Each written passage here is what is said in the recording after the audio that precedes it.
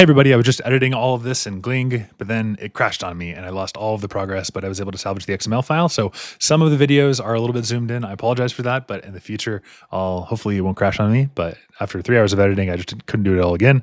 And so anyways, if you're enjoying this, then like and subscribe. And here are all of the questions, the original questions from the NBME 30 up to 150. And then I'll be editing and releasing the other ones soon. So please like and subscribe if you find this helpful, and we'll see you guys at the end of the video.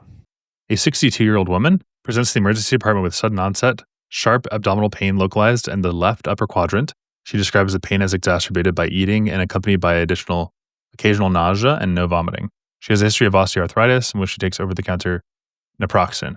She is a smoker and consumes alcohol regularly. On examination, her abdomen is tender to palpation in the left upper quadrant. Vital signs show normal temperature, blood pressure is 138, elevated and pulse of 80, respirations are 16. Endoscopy reveals A, gastric ulcer. Which of the following is the most significant factor? Okay, so as we discussed here, it is going to be an NSAID. So this is naproxen as an example of what she's taking because it impairs mucosal defenses by inhibiting prostaglandin synthesis. So here's the explanation right here. NSAIDs, as Clear Prodigy said in the YouTube chat there, it inhibits COX-1 and 2, and that reduces the prostaglandin synthesis, and the prostaglandin is protective. Because prostaglandins, they're normally going to help out the mucosa because they promote mucus and bicarbonate secretion, and they maintain that mucosal blood flow. And so also the absence of vomiting argues against an infectious or an acute inflammatory cause. Okay, so alcohol consumption, that's precluded by literally the question stem. They say that he's not drinking a lot. B is our correct answer. C, low dietary fiber intake. So fiber impacts the motility,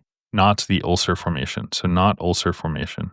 D, occasional stress. That's going to be the chronic stress has been overemphasized and it lacks direct evidence here. Stress is not going to be the predominant risk factor if you are also taking NSAIDs habitually. Acute viral infection is our last answer choice.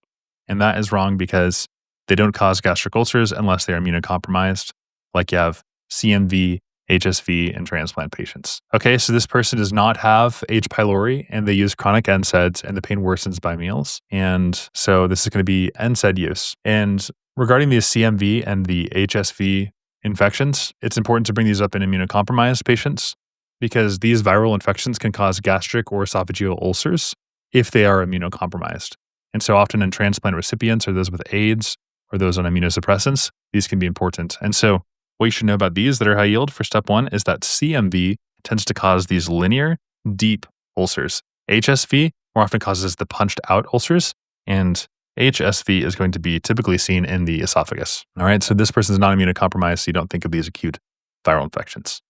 Now, if that wasn't enough, we also have the lay of the land here. To answer the question, here's what you need to be able to understand these mechanisms that protect the gastric mucosa and gastric ulcers result when the balance between these aggressive factors like acid, pepsin, and NSAIDs and H. pylori, and also protective factors like the mucus and the bicarbonates are disturbed. All right, so elderly patients taking NSAIDs, you should definitely be thinking of this because they inhibit COX, and that limits the mucus and bicarbonate, and it pain worsens with meals. Is a gastric ulcer. Duodenal is going to be improving with food. And left upper quadrant pain is an anatomical clue, and daily naproxen is going to be classic NSAID-related injury. Okay? And this point right now about the meals and where they occur is also high yield, so I'm just going to cover that really briefly. So there are 2 types of ulcers that you should be aware of. One is the gastric ulcer, and this one, the gastric ulcer, is pain that worsens with meals. This worsens with meals.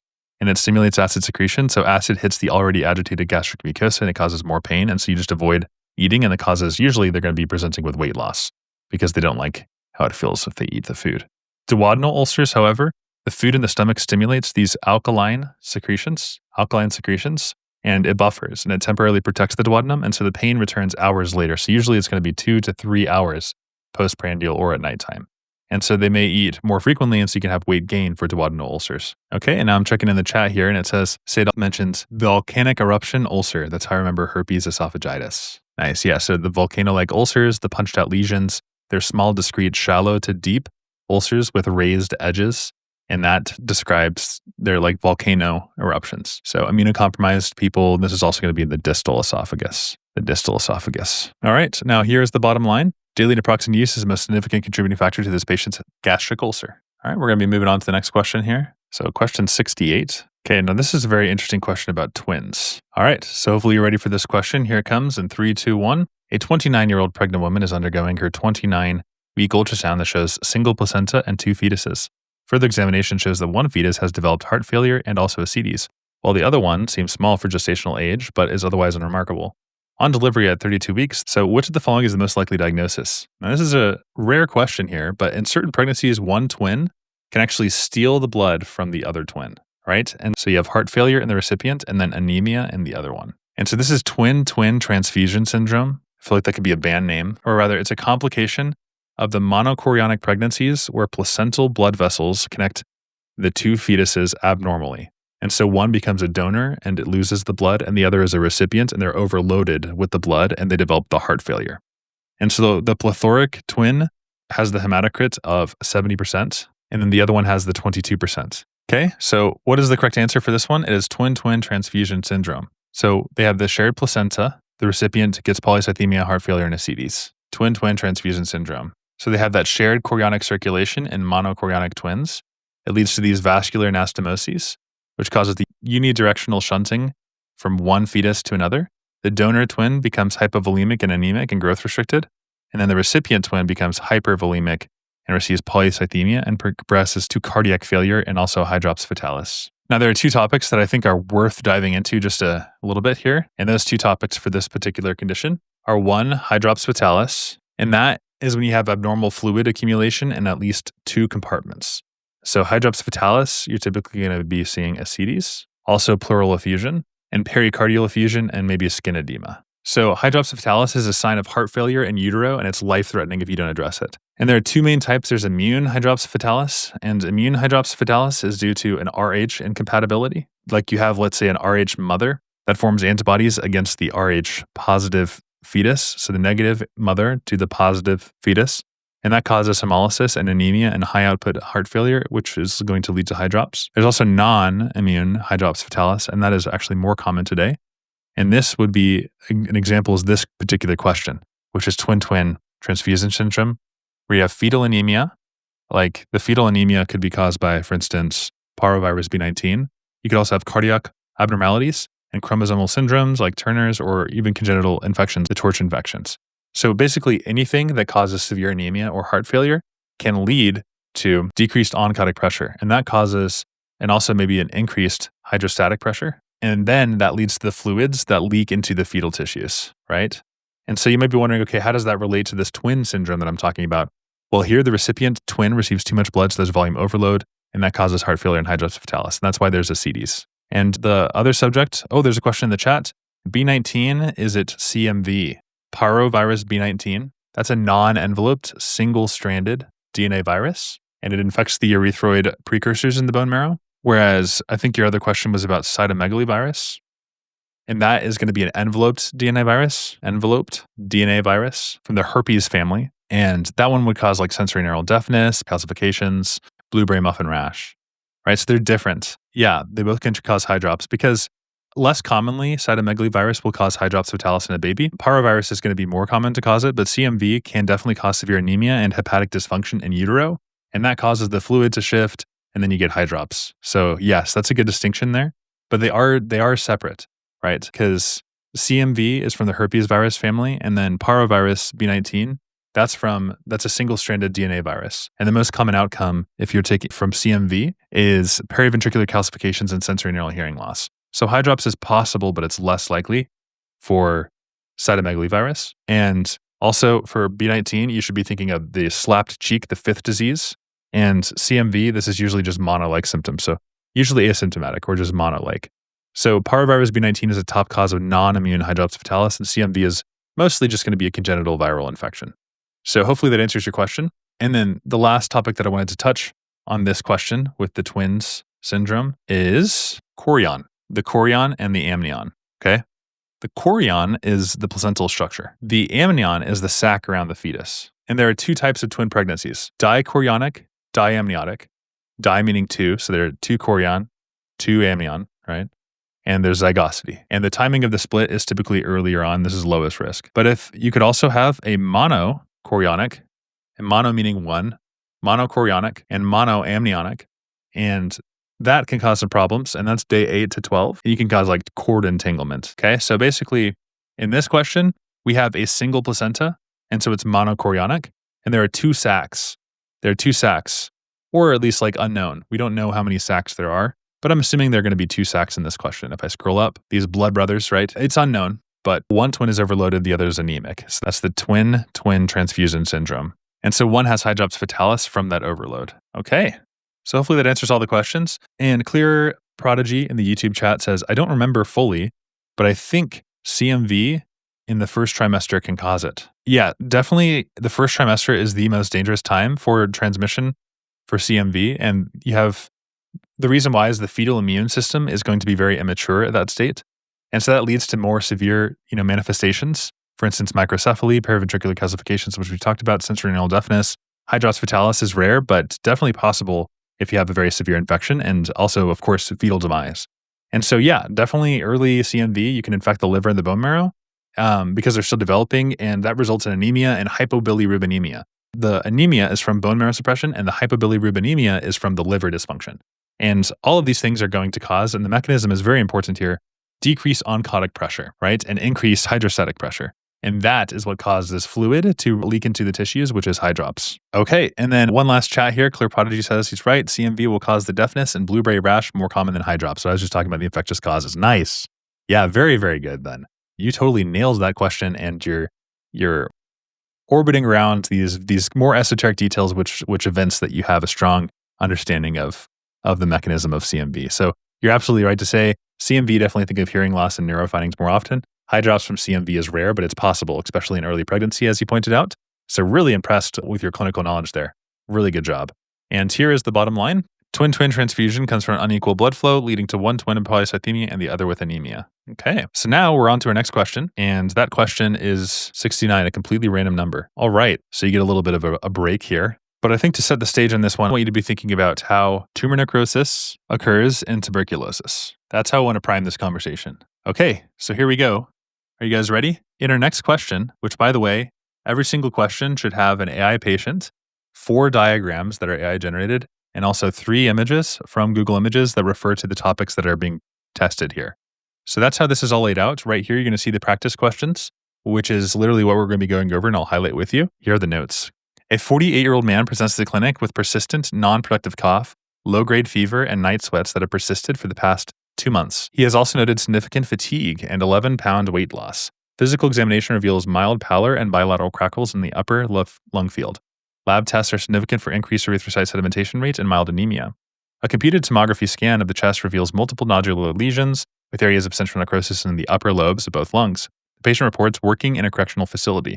Which of the following mechanisms is responsible for the tissue damage in this patient? All right. So we have to know what he has, first of all. So it seems like he has the hallmarks of some disease. And let's talk about the symptoms before we say what it is. He's got some low-grade fever.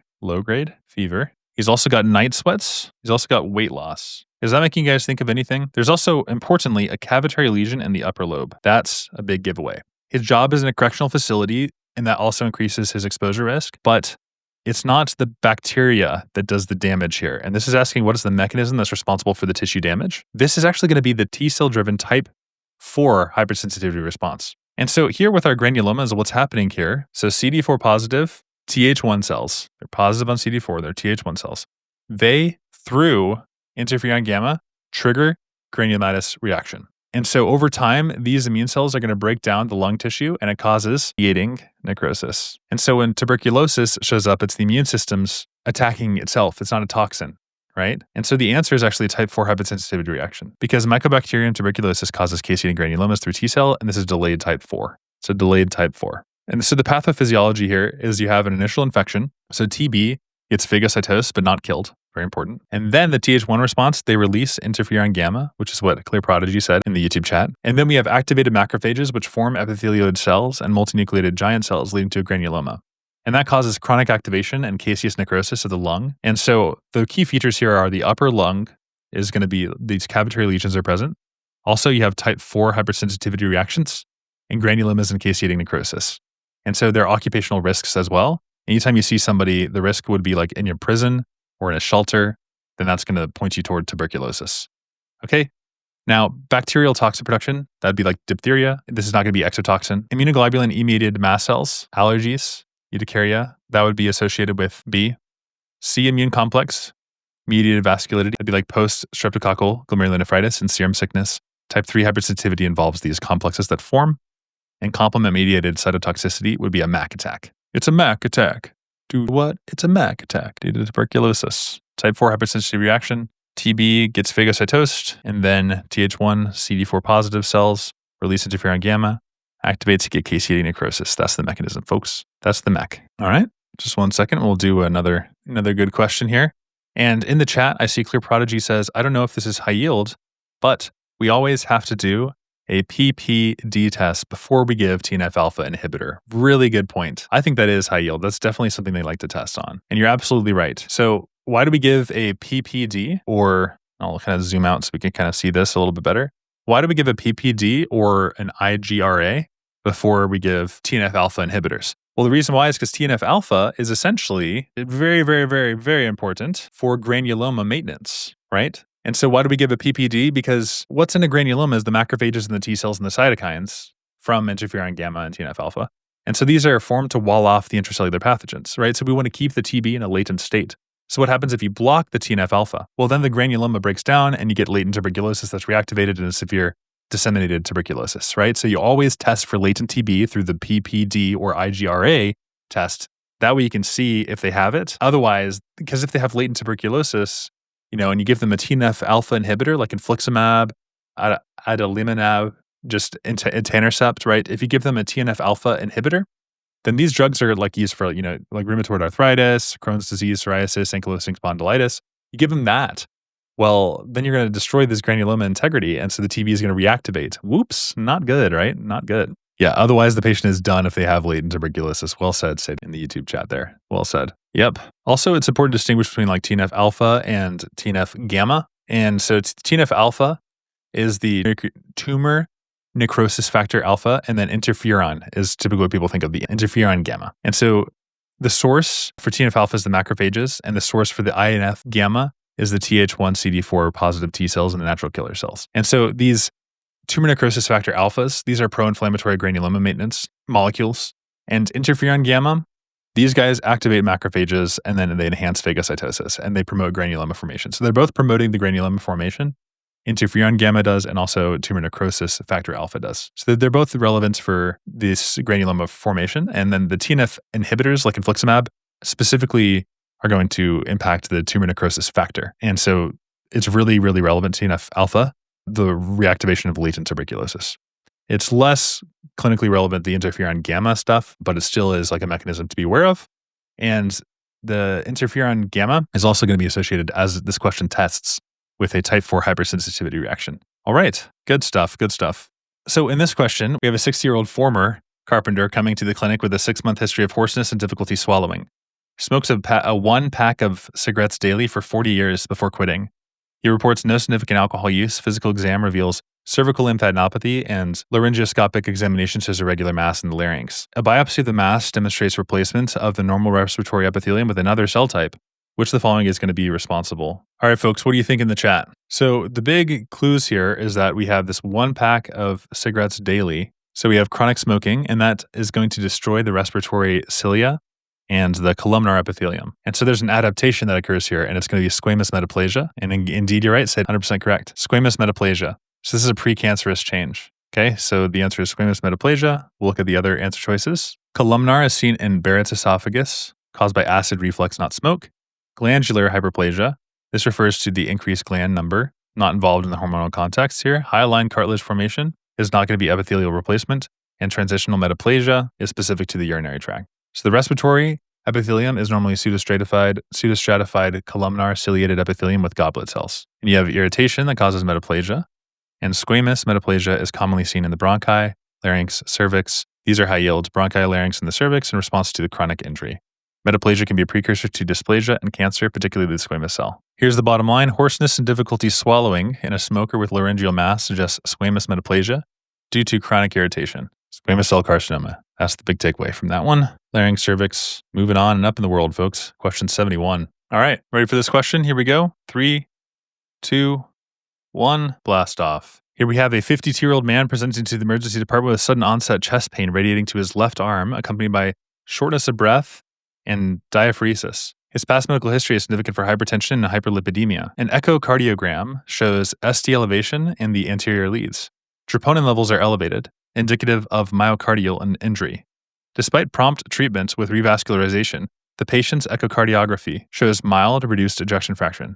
An autopsy specimen from an unrelated study in myocardial ischemia shows early stages due to the ischemic event. Which of the following cellular changes is most likely to be seen first in these cardiac myocytes? All right, so here you are. It's a Saturday morning. This is the question that you see on test day. What are you thinking and what are you going to choose? Okay, so we'll talk about this. Within minutes of ischemia, first you have a lack of oxygen, and that disrupts the oxidative phosphorylation in the cardiac myocytes. Okay, and so that leads to your decreased ATP production. Coagulative necrosis is what I'm seeing in the chat, says Iqbal. Also, Iqbal, welcome. Hopefully you're doing well. Thanks for joining us this Sunday morning. So without ATP, the sodium-potassium pumps are going to fail, and that leads to intracellular. So you have sodium and water influx. And then Seidal says they'll go with cellular swelling.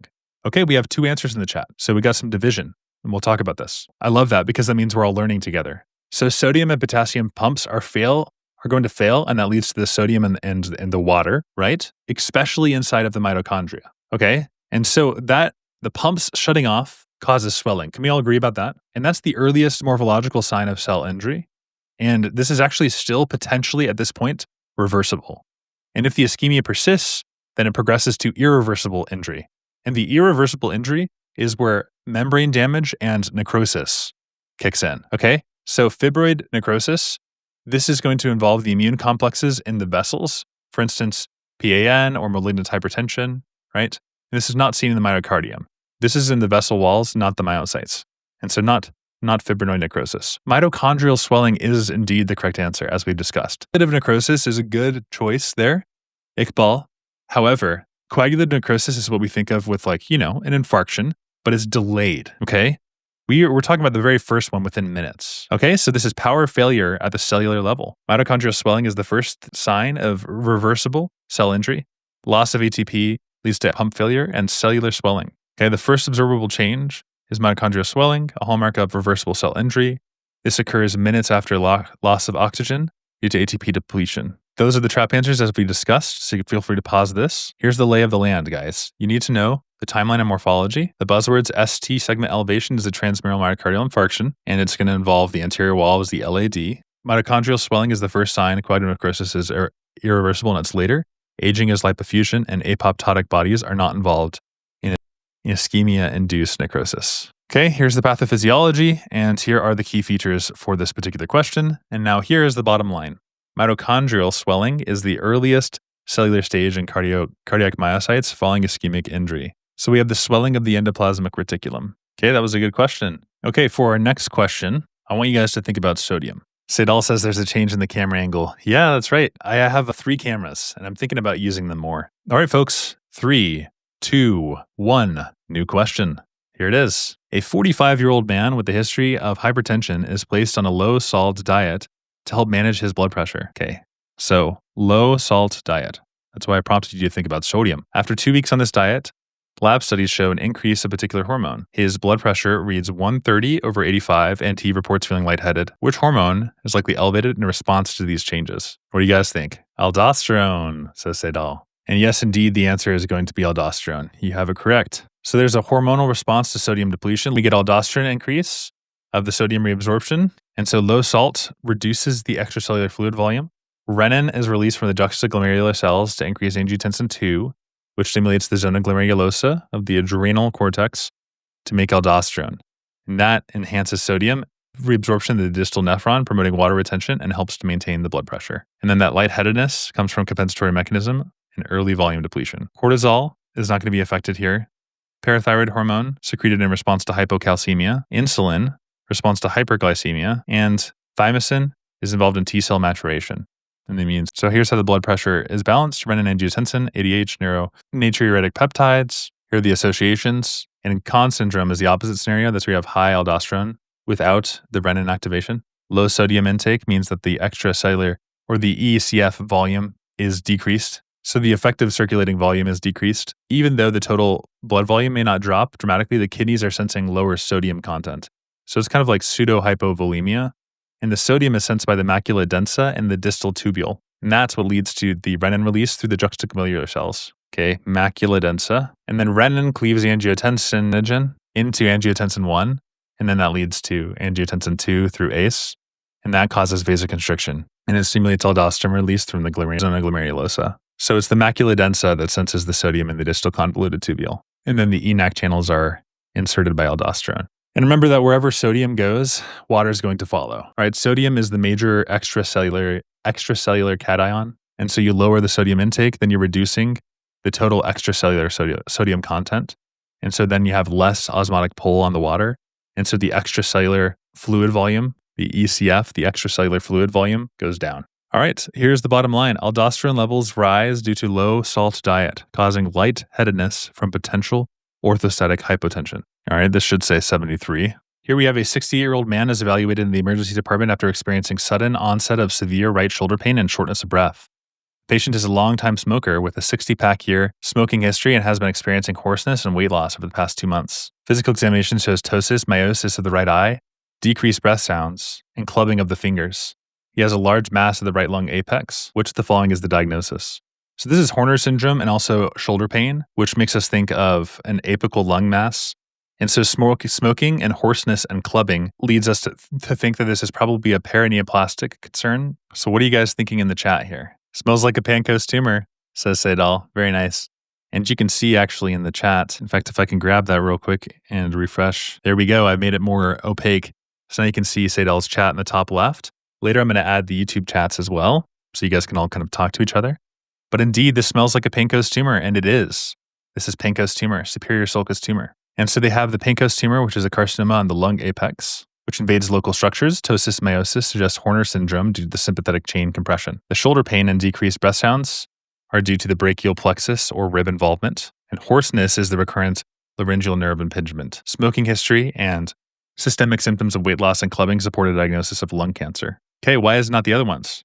Adenocarcinoma would be in a peripheral location in non-smokers. Large cell, poorly differentiated, and also aggressive, could be both, but does not classically invade the sympathetic chain or cause Horner syndrome, should not be associated.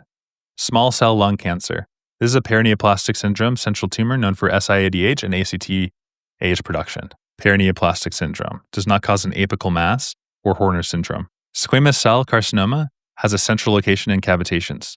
Central, and it may present with hypercalcemia due to the parathyroid hormone-related peptide, but not Horner syndrome or shoulder pain. Can cause hypercalcemia, though, is what's important about squamous. So Horner syndrome, there's that triad of ptosis, meiosis, and hydrosis, and that causes the disruption of that sympathetic chain. And apical lung tumors like the Pancoast are usually non-small cell, they're often squamous cell carcinoma, and these are located at the lung apex, which is like the superior sulcus, Horner syndrome. And so our next question that we're on is question, well, I guess 23, this one was on the squamous, right? So we already covered this. And hopefully I'll be able to stream for another good like 8 or 9 hours today. Squamous cell. So that is centrally located. And for centrally located, you should think of squamous and also small cell. And squamous cell is the more common subtype, and it's associated with these polygonal and keratin pearls. All right, here we go. On to our next question, which is almost ready. Our next question is 74. And for this question, I want us to think about the kidney and all of the pathologies that are common and air that the kidney is heir to. So let's say we had some ischemia, and I know we can't see the question yet. I'm just priming you guys. Let's say we have some inflammation, and let's say you have some infectious etiologies. Okay, what should that make you think of? Now, without further ado, let's dive into this question. So you walk into your clinic and you see this woman up here, and a 35-year-old woman has a history of type 2 diabetes, and she has sudden onset sharp flank pain and also visible red urine. She has no history of recent infections or trauma. Her medications are metformin and aspirin, and her temperature is at 98.6. Blood pressure is 130/82, and a pulse is at 85, and a respiratory rate is at 16. Lab tests reveal a creatinine level of 1.2 and a blood urea nitrogen at 15. Hemoglobin level is 13.5. Urinalysis shows hematuria and the absence of these red cast cells. A non-contrast CT scan of the abdomen shows an area of low attenuation in the renal. Which of the following is most likely the cause of her hematuria? What do you guys think? Basically, we got some important facts, which are, yep, Seidal is saying renal papillary necrosis. Why do you think that? You're absolutely right. Renal papillary necrosis, this is when you have an ischemic injury at the papillae.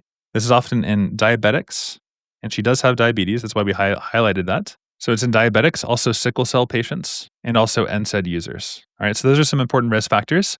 Also, what you should know about other associated conditions like pyelonephritis is an infectious inflammation with white blood cell casts. And stones, that causes like the hyperdense calcifications, and polycystic kidney is inherited cystic expansion. And then we have to know all of those things.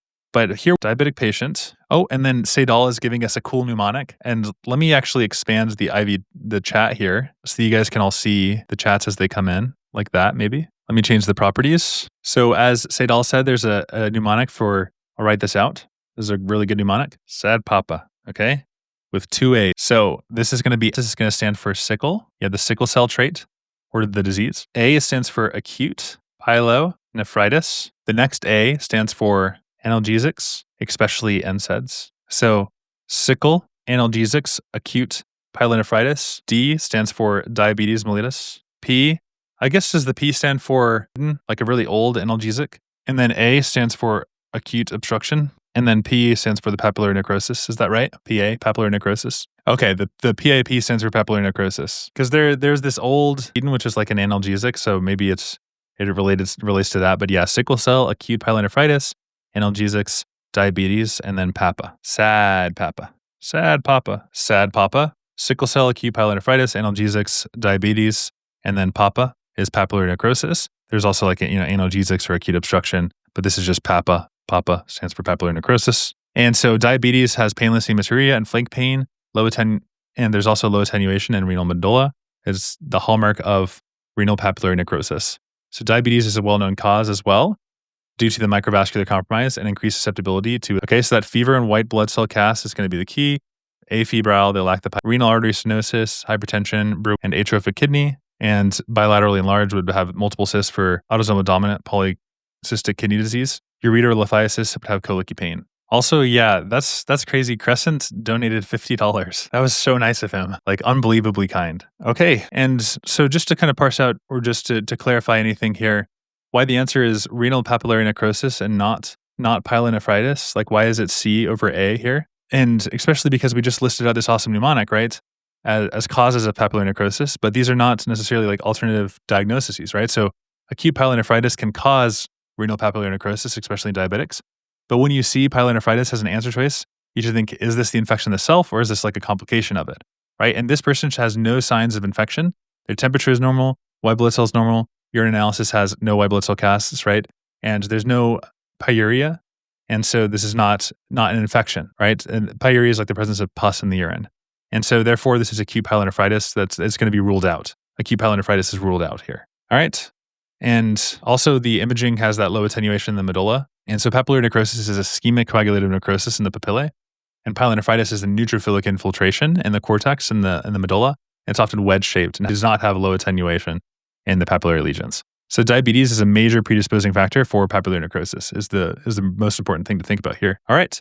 I caught my iPad before it just fell. You probably saw that when I shifted scenes here. But basically a sudden flank pain and hematuria in a diabetic patient suggests renal papillary necrosis due to ischemia. Okay, so that's what's going on in this particular question. And now we will go to our next one, which is question 25. Let me just sit up differently in my chair here. Question 75. Here we go. Wait a second. The overlay still has not refreshed. I just ran a command to try to get a better photo. Just give me 1 second, guys. Let's do a quick lock-in for 10 minutes while I fix this bug. And whoever comments in the next 10 minutes is going to get a tomato. So this is potentially Fatty Liver King has an opportunity to get to 10, which is exciting. Seidal is going to get a tomato. I love this community that we're building together. This is so fun. Seidal, I'm really grateful for you. It's made this whole enterprise just so much more fun having you around. Hey, Clear Prodigy, listening to the stream in the gym. I'm glad you had a good exercise. Thank you for saying I'm a great teacher. I appreciate that. I'm really, really happy that you had a good workout and were able to spend some time with us. So hopefully you have an awesome Sunday. Thanks for joining. 3, 2, 1, blast off. So a 25-year-old man presents to the emergency department. And I recognize this is not a man, but I'm doing some coding and the next one will hopefully be amazing. They have recurrent bouts of nosebleeds and small red spots on the skin. They have a medical history of recurrent upper respiratory infections. On examination, he exhibits several petechiae over his arms and legs, the significant difficulty of coordination that he reports being worsening over the past few years. His pulse is 80 per minute, blood pressure is 118 over 75, and he has a clear young lung fields. Lab studies reveal mild thrombocytopenia and low serum immunoglobulin levels. Imaging studies show mild cerebellar atrophy. His younger sister is also noted to have similar symptoms. Given the clinical presentation, a defect in which of the following processes is most likely responsible for his condition? Okay. So in this particular condition, we should know about ataxia telangiectasia, and that is an autosomal recessive disorder. A is what David says. Why do you think that it's A? I love that you're positing out there. And for those on YouTube who are watching later, David is actually not a medical student, but David is here to learn. So A, activation of proto-oncogenes. Let's talk about that one. So a proto-oncogene, if you have an activation of a proto-oncogene, then that's going to be a gain of function mutation. And so typically proto-oncogenes are like RAS or MYC, right? And these guys promote cancer, essentially. But this particular patient's underlying issue is defective DNA repair that leads to instability, not proto-oncogene activation. Yep, David's going to be an MD in several years. And then DNA repair is what Sadal says. Ragnamori says C. You're right on the YouTube. Sorry if I botched your name on the YouTube. David, you will get the MD soon, but today is not that day. You have misdiagnosed somebody and now they have died. But good try. Good try. The answer is DNA repair. Yes. So this is ataxia telangiectasia, and this is an autosomal recessive disorder that's caused by mutations of which gene? The ATM gene. Yeah, A is the new C, says Sadal. I love that. Guys, I love how supportive this is. I love it. Ataxia telangiectasia, autoimmune recessive disorder caused by mutations of the ATM gene. DNA double strand break repair. And so it says in the name, right? Ataxia telangiectasia is in recurrent sinopulmonary infections, and you have increased risk of malignancy. Okay, so this is a DNA repair mechanism. And what else gives this away? Basically, they have a triad of cerebral ataxia. They've got ataxia and telangiectasias, which are like the spider angiomatas. And so the ATM gene is going to cause the failure to repair the DNA. All right. So moving down here are the trap answers. We discussed this one. Cancer proliferation, proto-oncogene causes the cancer. Immune system activation. Autoimmune diseases, overactive immune response. This patient is immunodeficient, not hyperimmune. Apoptosis regulation. So that's the BCL2, cancer cell survival. Lipid metabolism, Niemann-Pick and Tay-Sachs are going to be associated with those. All right. And RAG is saying non-homologous. Yeah, very nice. Non-homologous end joint repair. Very good. So you're exactly right. Telangiectasia is going to be a defect in the non-homologous end joining. And so this is the DNA repair mechanism that fixes the double strand breaks. So basically, normally when the DNA strands are broken, like let's say, for instance, we have ionizing radiation, then the ATM protein is going to activate 53, right? P53, and that recruits the DNA repair mechanisms. So ionizing radiation, oh no, here's my DNA, it's broken. Now we're going to activate P53, and this recruits DNA repair mechanisms. Well, this non-homologous repair, this stitches the broken ends back together without needing the homologous template. And so this is super fast, but it's error prone. And so it's essential for making genomic stability in non-dividing cells. And so in ataxia telangiectasia, you have an ATM mutation, and then there's a failure to detect that double strand break. And so you have defective non-homologous end joining. And so there's an accumulation of mutations, neuronal death, chromosomal instability, and you get ataxia telangiectasias, immunodeficiency, and cancer risk as well, like lymphomas and leukemias, right? So ATM, it keeps the DNA in one piece, right? If you lose it, then the ends aren't going to join anymore, and you get ataxia telangiectasias, recurrent infections, all of that stuff. So really, really good job, Rag, Sadal as well, and David. Really good job, everybody involved. Okay, let's see our bottom line. Recurrent nosebleeds, cerebellar atrophy suggests hereditary condition likely due to DNA repair. You guys ate that question up. Really good job. Nom, nom, nom, nom, nom. Very good job. All right, now on to our next one. We're on 76, guys, and only 24 more questions until the end, until we have a little break, right? To do more, we can do 100 more questions after this. I plan on streaming the large portion of the day. So here we go. Almost ready for our next question. The topic on this one is going to involve a little bit of anatomy, and particularly we're going to be involving the bursa. All right.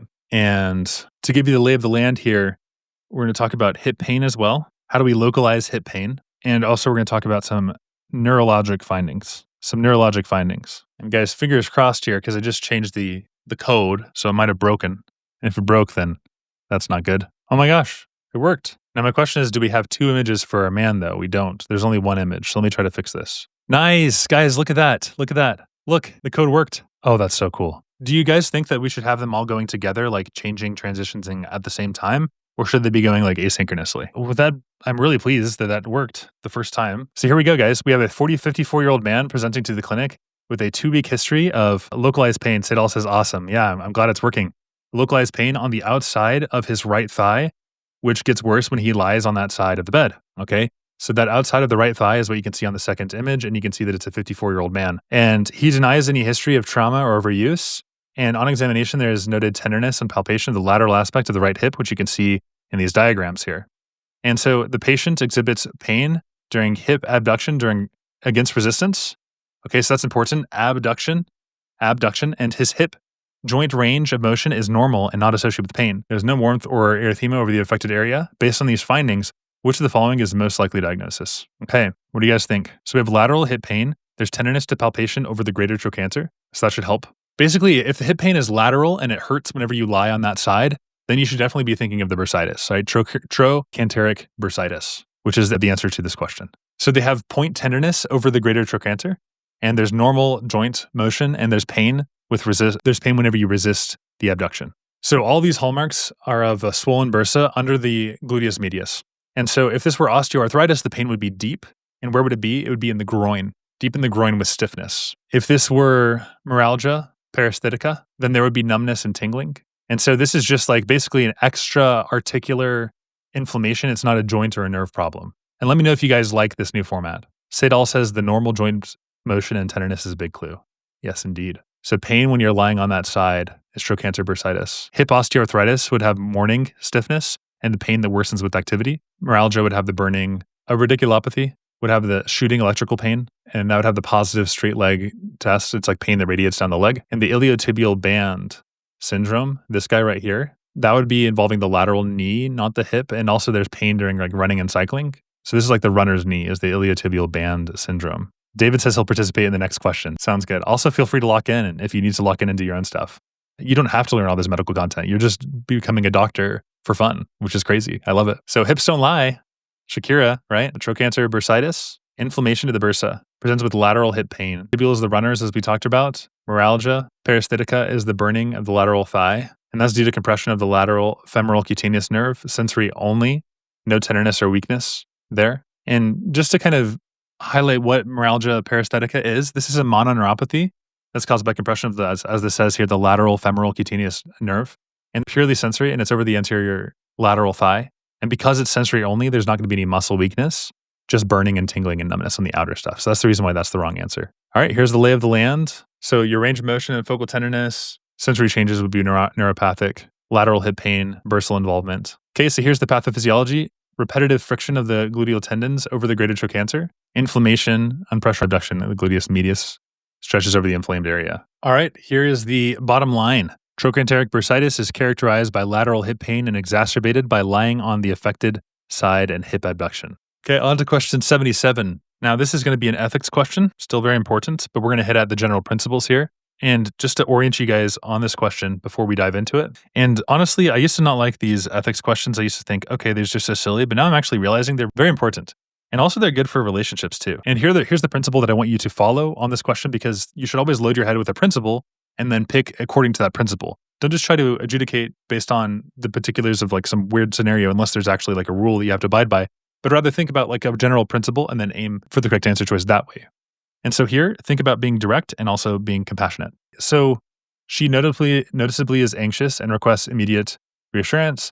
She has no significant past medical history, and there is a 2 centimeter firm non-tender mass, and she asks, is it cancer? Okay. Yeah, this is a good question, right? Because does she have cancer or doesn't she? And David's asking a lot of really good questions here, which I'll cover on. And Sedal is asking David to respond. You guys can see the chats. This is really funny. Sedal is actually in our program here, and David is doing his best to kind of grapple with this as a physician. So let's ask David what he would do. David, I'm not going to tell you the answer yet. Let's ask David what he would do. Okay, David says not A. Okay, David says D. Sedal says D is the answer. Okay, yes, it seems like it could be cancer, but we'll have effective treatment options. Okay, let's look at what the answer is. Real talk, reassuring medicine. It is actually A. We need to perform a biopsy to get more information, but it is possible. So we need honest yet non-alarming response that respects their anxiety. Biopsy is the gold standard for breast mass evaluation, which we have to do. They have to get the truth. Saying don't worry, that's false reassurance. Also, you mentioned D, it seems like a cancer. We need the biopsy to have confirmation, lest we have the undue anxiety. It's okay, David. It's okay. I love you're trying to reassure the patient. And I think that's a beautiful trait that you have there. Yes, it likely is cancer. That's a definitive statement. It's unlikely to be serious. That's premature minimization. Basically, we can't make any claims about it until we actually have the full data. Clear Prodigy says they're going with A, and Clear Prodigy is indeed right. Very nice, Clear Prodigy. And you guys can't see the YouTube chats, up there yet, but they'll come eventually. And so imaging insights for this particular condition, right? Mammography, that detects the microcalcifications of the irregular densities. There are limitations though. This is less sensitive in dense breast tissue like menopausal women. And if it's inconclusive, then we'll need a core needle biopsy or an ultrasound, right? Mammography is a screening tool. Biopsy is the diagnosis, right? Mammogram is a screening tool. And so the buzzword kind of thing here is that firm, immobile, non-tender mass in the upper right quadrant, you should think it's malignant until it's proven otherwise. And a mammogram inconclusive, the next step is definitely going to be a core needle biopsy. And so you have to have diagnosis of breast cancer with histological confirmation. And so the patient reassurance, you have to be honest. You can't say yes or no. You have to be empathetic and you have to explain the next steps, right? Paul says, at least you didn't spend money on med school. I did and still got the wrong answer. That's so funny. That is actually really, really funny. And now David is asking, why can't a mammogram be inconclusive? Excellent. Yeah, that's a good question. So a mammogram is essentially just an X-ray of breast tissue. And its ability to distinguish between abnormal structures depends entirely on the differences of tissue density.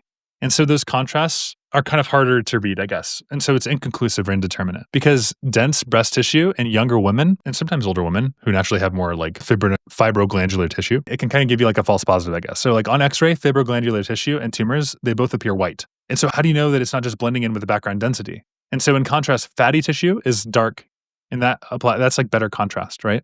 And so decreased mammographic sensitivity in dense breasts, you have to ultrasound. So if they have dense breasts, you might have to ultrasound and get an MRI. That's the reason why. David also asked another great question. Is there a world in which the mass could not be cancer? Yes, 100%. And that's the reason why the answer is not telling them that it is cancer or that it's not cancer, right? Because even though you hear the words, you're like, oh my gosh, I have a breast lump. That sounds super ominous, right? And the majority is non-malignant. The majority are non-malignant, which is why it's unlikely to be serious, is what Seidal was saying. What matters though are the clinical features, right? So the age, pain, mobility, borders, and histology. So fibroadenoma is the most common benign tumor, and this is typically in women who are under 35 years of age. So looking at her age, she's 45 though, right? And so fibroadenoma is the most common. It's super benign, so it might be nothing, right? And that's a firm, mobile, well-circumscribed, it's just a rubbery mass if they're under 35, fibroadenoma, and this is hormone sensitive, so this can enlarge with estrogen and during pregnancy. And so if this woman were in her 20s or her 30s, then yeah, that's our topic differential. It's like no big deal, no problem. But then if we're in 30 to 50 range, these are the fibrocystic change ranges here. So this is premenopausal still.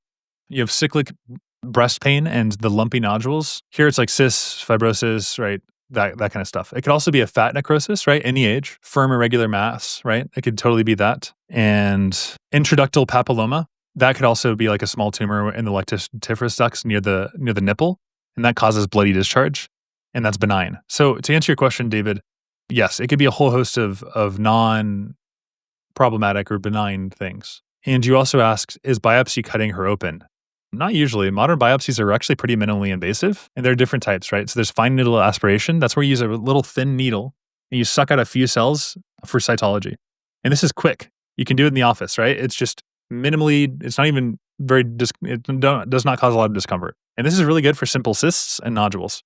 But the problem is you can't access the tissue architecture, and so you can really miss these early cancers. There's also a core needle biopsy. So juxtapose the fine needle with the core needle, and this is going to be the most common step in this particular case, right? And that's where you use a larger spring-loaded hollow needle and you remove tiny tissue cores. And this is done under local anesthesia and imaging guidance with ultrasound. And this provides the actual tissue architecture, and so you can actually see if it's benign or malignant. So you need a core needle biopsy that's definitive diagnosis for breast cancer, not mammography.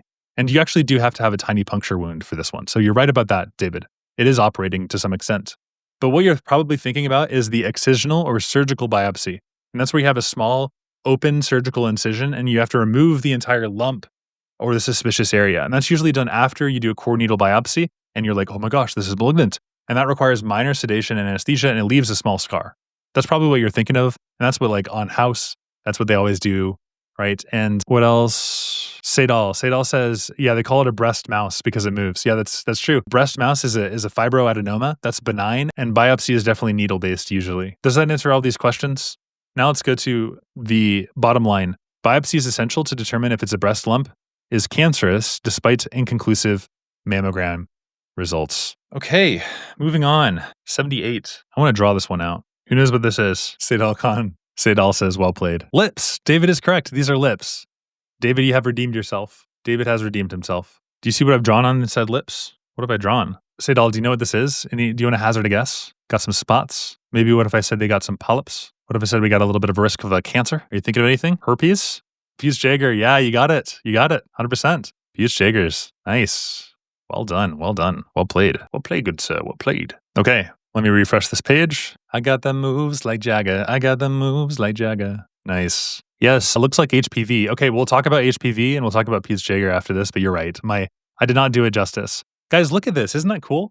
You can see the patient over here, and then you can see it zooms in on her diagnosis. There it is. Boom.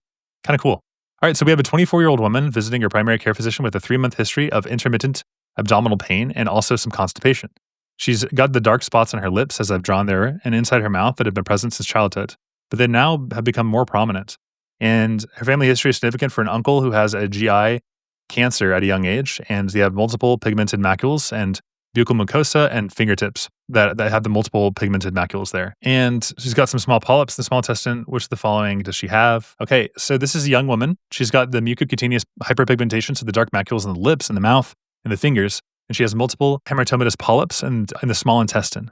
That's Peace Jaggers. All right, so there's autosomal dominant condition, and this is caused, you don't really need to know this, STK11. David's going to go ahead and say C. You're right, David. Nice. Well done. Good. After we've said it. But you're so right. Familial adenomatous polyposis, that has hundreds of thousands of polyps in the colon, just tons of them, right? Hereditary non-polyposis colorectal cancer is Lynch syndrome. So that's like fewer polyps, and endometrial cancer due to DNA mismatch repair. And Charcot syndrome, juvenile polyposis syndrome. This is hematomatous polyps in the colon and the rectum. This is age less than 5, and there's no mucocutaneous spots. Okay, there we go. So now we got some questions in the chat that I want to hit, but here are all the answer choices that you can kind of choose between. The lay of the land, here are all the buzzwords, here are the associations, here's the pathophysiology and the key features. All right. So Peace Jaggers can present in childhood with nothing more than freckles, but they're not freckles, right? They appear on the lips and the mouth and the fingers, and they're also paired with hematomatous polyps in the GI tract. Okay. And so the clinical management of this is you just kind of have surveillance for GI polyps and cancers, and also pancreatic cancer screening starting at age 30. And you have regular breast and gynecological exams for women and genetic counseling. And yeah, you're right. Saydal says this is indeed relevant. What you should know for step 1 is that Peace Jaggers is going to be harmless spots and benign polyps, but there are some dangerous, cancer risks that you should be aware of. Basically, they're hematomatous, right? And that literally just means benign overgrowth of normal tissue. They're not true neoplasms in the sense of the word. It's all the same tissue elements that are present. They're just arranged abnormally and they're growing in excess. So they're like, for instance, the hematomatous polyps, they're normal mucosal glands and connective tissues. They're just disorganized. And so they don't actually invade the surrounding tissue, right? They don't cause metastasis. They don't cause local problems. So in that sense, they're not dangerous, but it still does matter, right? Because even though the polyps are hematomas, the gene defect, the STK11 defect, acts like a tumor suppressor loss. And that actually raises the cancer risk throughout the GI tract and other organs.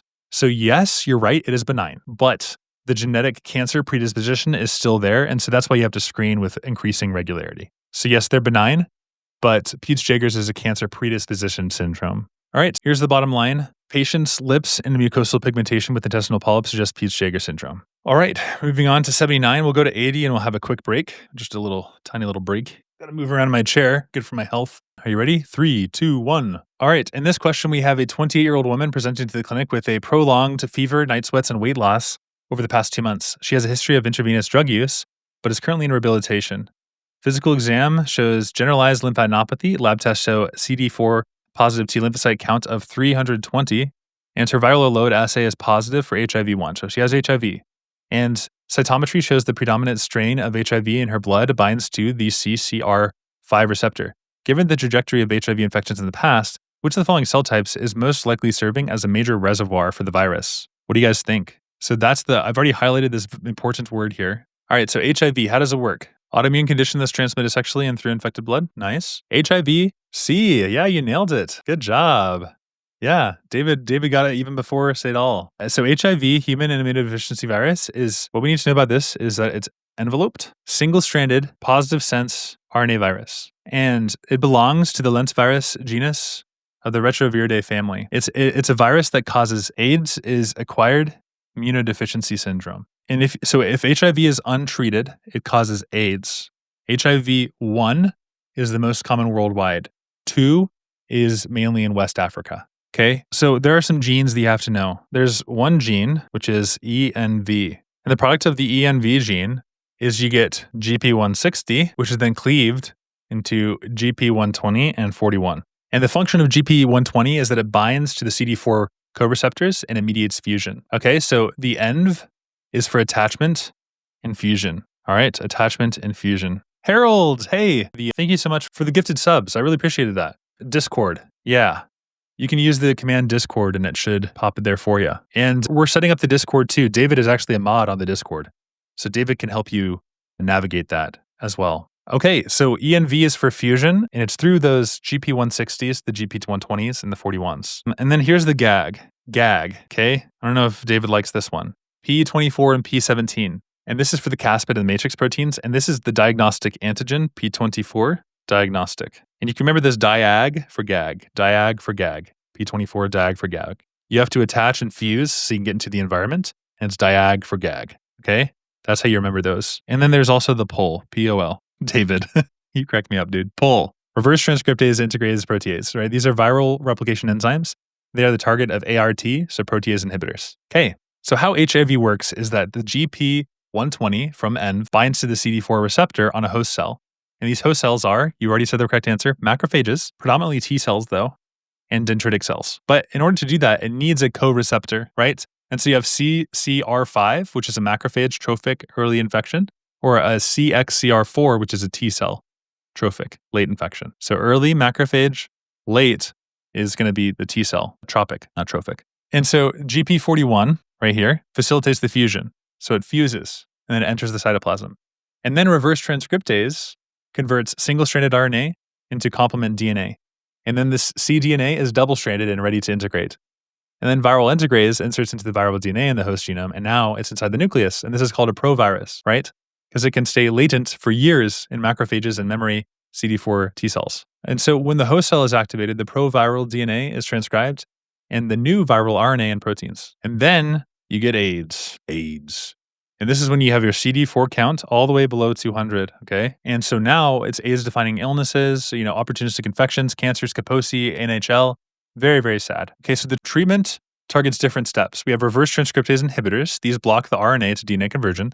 There are integrase inhibitors. They block gene integration. There's protease inhibitors. They block the maturation. There's fusion, and that blocks the GP41s and the CCR5 interactions. And so typically what we recommend is a combination therapy.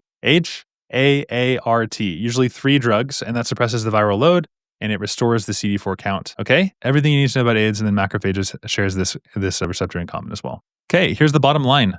Macrophages serve as a major reservoir for AIDS, especially in patients with CCR4 tropic stains. Hopefully this was a good overview on AIDS. Yes, always wear condoms. I have to go back just so we can see that comment. David says always wear condoms. Good, David. That is our public service announcement from David. And then don't share needles. CBFA1, what is that associated with? And here, just by knowing the associations, you could probably guess what I'm going to be asking you. So I'm putting this on the screen so you guys can guess beforehand. You see this word on test day. What are you thinking? Which words are kind of radiating in your mind right now? Panic, says David.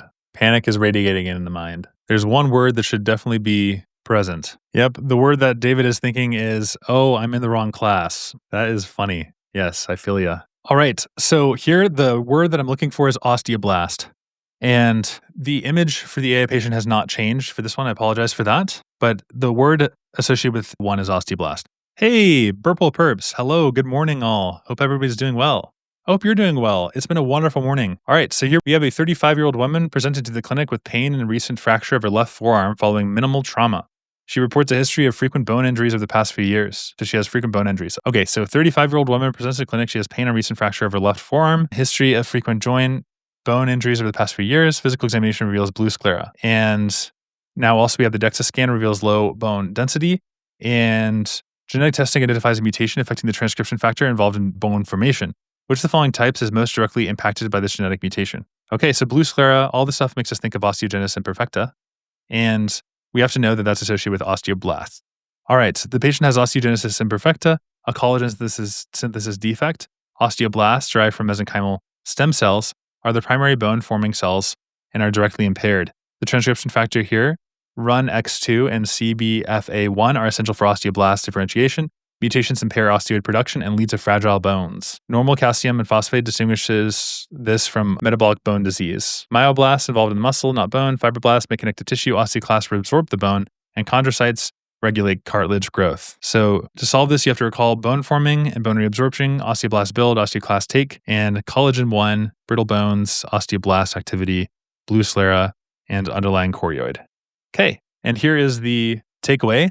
Osteoblasts are directly impacted in mutations affecting bone formation, leading to low bone density and frequent fractures. I know. Okay. So basically the notes here is blue sclera, scleral thinning and collagen defect is important, and low ALP, because that means you have decreased osteoblast. So ALP is connected to the osteoblast formation. Are we familiar with Kaplan-Meier estimates? It's for prognostic data for people who have new diagnoses, okay? So basically how this looks is you have some sort of a chart, and on this chart they'll say like, okay, in this first year, and then like the second year, or like I guess it'd be 1 to 2, and then 2 to 3, and then 3 to 4. And basically all you have to do is look at each year individually. That's the secret to all of these questions. So the probability that somebody with a new diagnosis like lives or dies, you just have to look it up in the actual graph. And so let's say here that we have a probability, and I'll actually share this image now, and we'll see if this is correct or not. Here we go. All right. So we have a study assessing the survival rates of patients undergoing new treatment for chronic lung disease. I'm going to turn my microphone up just a smidge. I think that's better. The participants are followed over a 4-year period, and the following data is gathered. So after 1 year, we have 600 patients that started, and then the next year we have 480, and then we have 480 survived, 432, 388, and everybody's just dying. They're dropping like flies. So what is the probability that you survive through the entire year period? And here are the answer choices. So typically the way that this works is you have the percent survival in this interval. And so this is going to be 480 over 600, and that's going to be 432 over 480, so on and so forth. And what you do is you multiply these down, and that'll give you the probability of surviving all of the 4 years, right? So this is the cumulative probability. So cumulative probability, you have to multiply each probability by itself. So here are the probabilities that I was listing over there. This one's 0.8, this one's 0.9, that one's about 0.9, that one's about 0.9 as well. And so that all is going to multiply, and our answer is going to be D right here. If those answer choices are actually correct. Like if these are, that divided by that is actually 0.9, then literally what you do is you just multiply them across, and our answer is D. All right, some distractors, some partial revivers. Okay, sounds good, David. David's retiring from medicine today. David, our resident doctor, is now finished. So thanks for stopping by, David. Good seeing you. Good talking with you. Hopefully you have an amazing rest of your day with all of your sociology homework that you have to do. Thanks for stopping by. Good to see you. All right. Lay of the land. Survival probability is calculated through the 4-year period. Longitudinal study, data collected over time. Kaplan-Meier curve, stepwise. Biostats, vital for analyzing treatment and efficacy. Minimized survival rates are correctly conditioned per year. David's key takeaway is on HIV, Jaggers, and also the biopsies. Nice. Yeah, let's go. And then David's going to do surgery on somebody on the way home. All right. So the pathophys. Here we don't have any pathophys really to kind of evaluate, but just knowing the probability is multiplied year by year. But I'm glad you're a subscriber now. Thanks, David. Hopefully you have a great day, man. A great rest of your 6 or 7 hours before you retire to bed. And here's the bottom line, folks. Let me just set up. Here's my laptop camera. Okay, so the bottom line is calculate survival probability by multiplying the survival rates year across year for the 4-year survival. We have a 52-year-old woman come into the clinic with fatigue, joint pain, and darkening of the skin over the past 6 months. She also reports increased thirst and frequent urination and fasting glucose level of 240. Liver biopsy is performed, and we have which in a histological examination is most likely to demonstrate the excess of which of the following. And ferritin is at 1,200. Normal range is way lower. Yeah, this is how you get the dopamine hits, man. You nailed it. You nailed that question. Holy cow. So this is indeed going to be iron, hyperpigmentation, diabetes, elevated ferritin. These are the classic signs of hemochromatosis, hemosiderin laid, and this is the Prussian blue stain. You completely ate that question up. So alpha, 1 antitrypsin, that's a pass positive globules in the liver.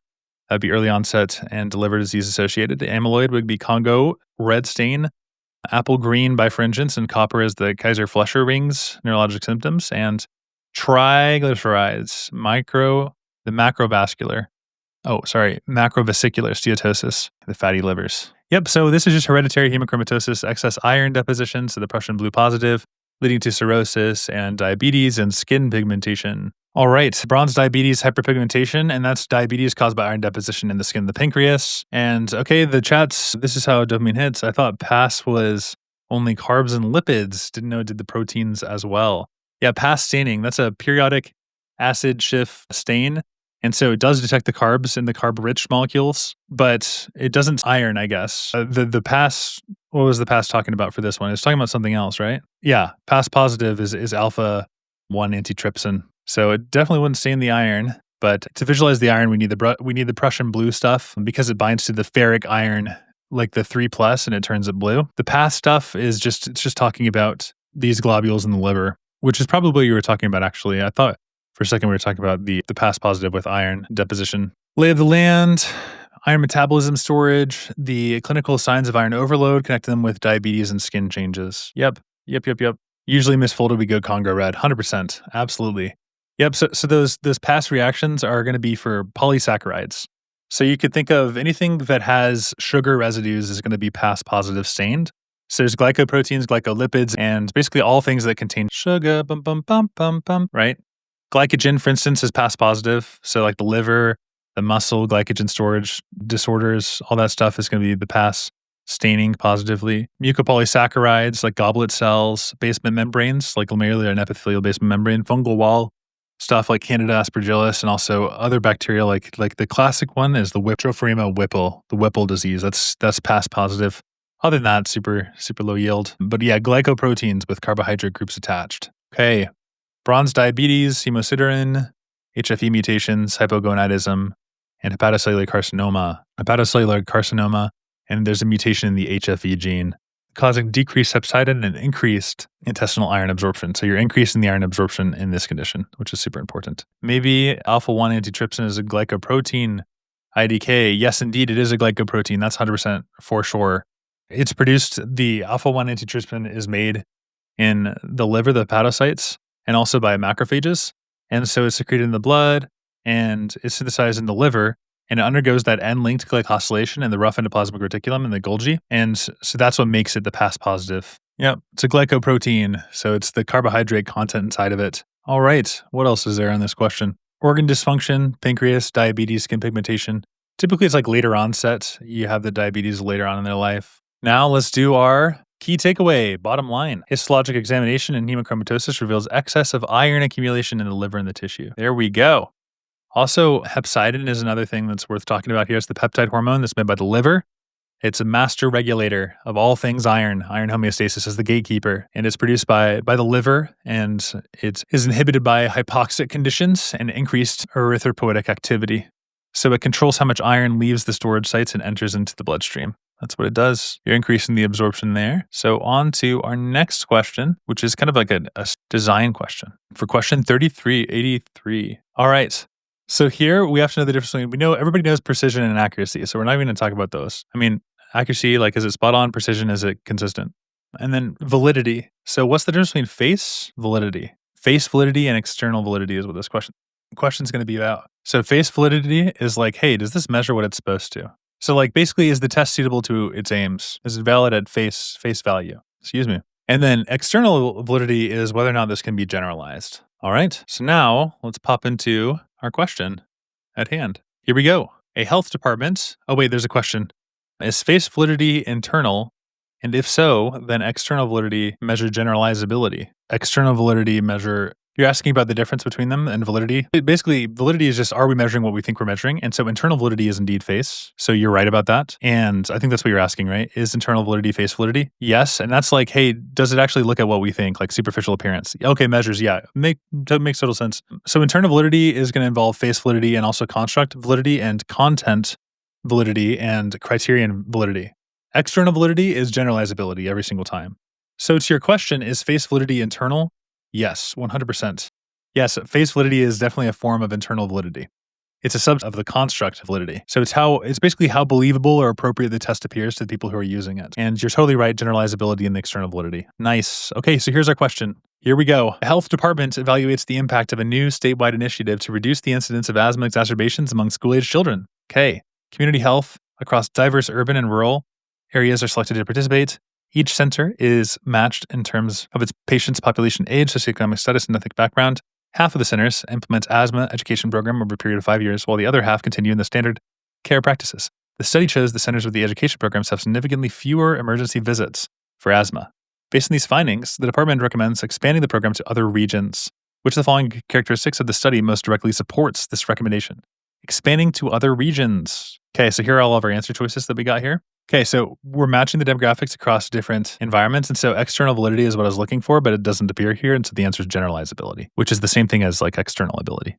Generalizability, external validity, those are the same thing. Nice, nailed it. Fatty liver found it so quick. Yep, so here we go. The department's recommendation to expand asthma is based on the assumption that it's extrapolable to other environments. Internal validity is the match center. So internal validity ensures the observed effect is due to the intervention itself, not the confounders. Sample size, multiple centers. Large sample boosts the power and precision, but not the extrapolability to other locations, not the external validity. And the study design choices, education program for standard care, good design. And so it's not going to be associated with the study design choices. Here's the bottom line. So the bottom line is education programs significantly reduce asthma exacerbation, supporting generalizability of the findings for broader implementation. It's about how broad our implementation can be. That's the external. And I wonder if there's a way that I could make this generate even more quickly. In fact, let me do that in my next code break. Oh my gosh, this is frightening. Look at that AI image. All right, so a 42-year-old man presents at the clinic complaining of persistent diarrhea and abdominal discomfort over the past several months. He's diagnosed with ulcerative colitis 5 years ago and has been on a consistent medication regimen. Okay, so ulcerative colitis. And he reports that his symptoms have worsened despite compliance. During evaluation, a sucrose permeability test is performed and it has significantly elevated levels of sucrose in the urine compared to tests performed a year ago. Which of the following intestinal epithelial structures is most likely compromised leading to these findings? Okay, what are we thinking? Basement membrane is what we're thinking. And what is the rationale behind the basement membrane? Because here we're talking about sucrose permeability, right? And so when sucrose starts leaking through the gut wall, it means that the epithelial seal is starting to fail. And so in ulcerative colitis, the chronic inflammation damages the tight junctions. That's like the zona occludens. And that normally forms the barrier between intestinal cells. And these junctions are made out of the claudins and the occludens, and they seal that paracellular space. And so when they're disrupted, you have the large molecules like sucrose is a big old boy, and it can pass freely, and it leaks out, and that causes the worsening of the diarrhea. So it's going to be the tight junctions that are involved here. The tight junctions. I like how you think about the toxic megacolon. For sure, for ulcerative colitis. So the barrier is the tight junctions, the proteins are the claudin, and it's the sucrose permeability test is what demonstrates that to us, because the tight junctions keep it tight. When they loosen, even the big boys like sucrose are going to get through. So it's the tight junctions that are involved here. Now let's look at all of these other answer choices. Desmosomes, that's mechanical strength, not involved in permeability here, more of like a derm thing. Adhesion junctions, actin cytoskeleton, involved in the cell shape for adherens junctions. Hemidesmosomes, that's the basement membrane anchoring. They link the cells to the basement. And then the basement membrane itself, structural support. Below the epithelial cells, permeability testing reflects the paracellular, not the trans-epithelial changes for the basement support. Maybe I overthought this one. Yes, that's probably the case, because I like what you're thinking about the toxic megacolon, though. That was like super smart. So I like that where you're going with that. But essentially, yeah, it's the loss of the tight junctions, and that leads to the disrupted epithelial barrier, and that causes the leaky gut. So the sucrose permeability, that tests the barrier function and the tight junctions integrity in a chronic process, not like a rupture, right? You're just testing the integrity with that test. And now I like what you're saying about the toxic megacolon, because if it's like super acute and like life-threatening complication of UC, then, I don't know, maybe weird other things can happen. Like you're totally right in UC to think of a toxic megacolon, and because that can cause a whole host of problems. Because ulcerative colitis causes these continuous mucosal inflammation issues all over your body. And so you have damage to the muscularis propria and also the myenteric plexus. And so you have the smooth muscle loss, there's colonic dilation, that's the megacolon. And you have a massive nitric oxide release, and inflammatory cytokines worsen that paralysis. You get all that dilation and all that stuff going on. So very, very good. Very nice. Alrighty. And regarding what you said about the basement membrane is a non-cellular extracellular matrix layer that anchors the epithelial cells to the underlying connective tissue. So this is going to provide you with a lot of like mechanical stability and also tissue organization, but it's not going to actually regulate your paracellular permeability. And the paracellular is just the transport between the cells, right? So sucrose permeability test measures the leakiness between the sucrose. Oops, I have to let go of my iPad so I can write on it. Sucrose permeability tests measure leakiness between epithelial cells. So the paracellular route. which is going to be tight junction involved. Seidal says, interesting. It's very, very, very interesting. Oh, and then fatty liver says, how is excess sucrose ending up in the urine, though? That's a good question. The paracellular space is opened, and the intact entire sucrose molecules pass between the epithelial cells. Not like through them, they pass between them into the lamina propria. And then they go into the capillaries and then into the systemic circulation. And once they're in the blood, the sucrose is then going to be filtered by the kidneys, and that's why it appears in the urine. Does that answer the question? But yeah, lamina propria, that is basically is what carries the blood supply to the epithelium while holding the cells in place, and it binds them to the smooth muscle. Very, very, very nice. Okay, I just changed everything to parallel processing, so hopefully it's going to be a little bit more quick that way. Okay, for our next question, do we know all of our phases? The phases, let's name the phases of the clinical trials. Phase uno. I don't have to write phase over and over. You get the idea, right? You know what I'm saying? Okay, here we go. All right, 60-year-old man has well-controlled type 2 diabetes, visits his primary care physician for a routine checkup. 6 months ago, he started taking a new oral hypoglycemic agent that has recently become available on the market. During his visit, he explains unexplained fatigue, nausea, and dark urine. Lab tests reveal elevated liver enzymes, and they suspect a drug-induced hepatotoxicity. The physician decides to discontinue this and submit the report about the adverse reaction. Which phase of clinical drug testing are they participating in by reporting this? Okay, what are we thinking here? This is post-market surveillance, right? So it starts off, yep, you nailed it, Seidal, nailed it. So it starts off small, right? Not a lot of people. And then it grows and you're analyzing the dosing. And then afterwards, you have the random blind trials with like 1,000 people. And then it's post-market surveillance. So that's post-market surveillance. This is phase 4. Nailed it right on the money, my friend. So here's the bottom line. Reporting adverse effects post-marketing indicates participation in phase 4 clinical drug testing. Bada bing, bada boom. That's all she wrote. That is all she wrote. Moving on to 86. All right. Here's the next question. We have a 30-year-old male presenting to the clinic with infertility concerns. He's been trying to conceive over a year without success, and he's been using testosterone supplements and for bodybuilding purposes. Gynecomastia and decreased testicular volume are present bilaterally. Low serum levels of luteinizing hormone and FSH, but elevated testosterone, which is what matters. Okay, what is the explanation for this? Testosterone. This guy's taking testosterone exogenously. So that's causing a suppression on his LH and F. So he's got reduced gonadotropins and testicular atrophy. There's our gonadotropins. Anything secreted by the pituitary. So the answer to this question is C. Increased negative feedback on the hypothalamic pituitary gonadal axis. So we got secondary hypogonadism due to exogenous anabolic steroid or testosterone use. Elevated T comes from supplementation, increasing the negative feedback on the hypothalamus and the pituitary, suppressing the GnRH and the LH and the FSH. This shuts down the testicular axis, causing decreased intratesticular testosterone and also testicular atrophy, and impaired spermatogenesis. Low LH and FSH reflects the central suppression despite high systemic testosterone. Decreased production of the sex hormone binding globulin. It does not cause gonadotropin suppression. Increased conversion of testosterone testradiol, cause of gynecomastia, but does not explain the infertility. Inhibition of aromatase enzyme, like that would be present in PCOS and aromatase inhibition, that would reduce estrogen, leading to increased gonadotropins. Upregulation of androgen sensitivity would not impact the axis there. All right. And so one thing that's important here is aromatase converts androgens into estrogen aromatase. And granulosa cells are the site of that aromatase activity. They're stimulated by FSH. And adipose tissue and the placenta is the peripheral site as well of estrogen formation. And aromatase inhibitors like anastrozole are used in estrogen receptor positive breast cancer. Usually there's increased aromatase activity.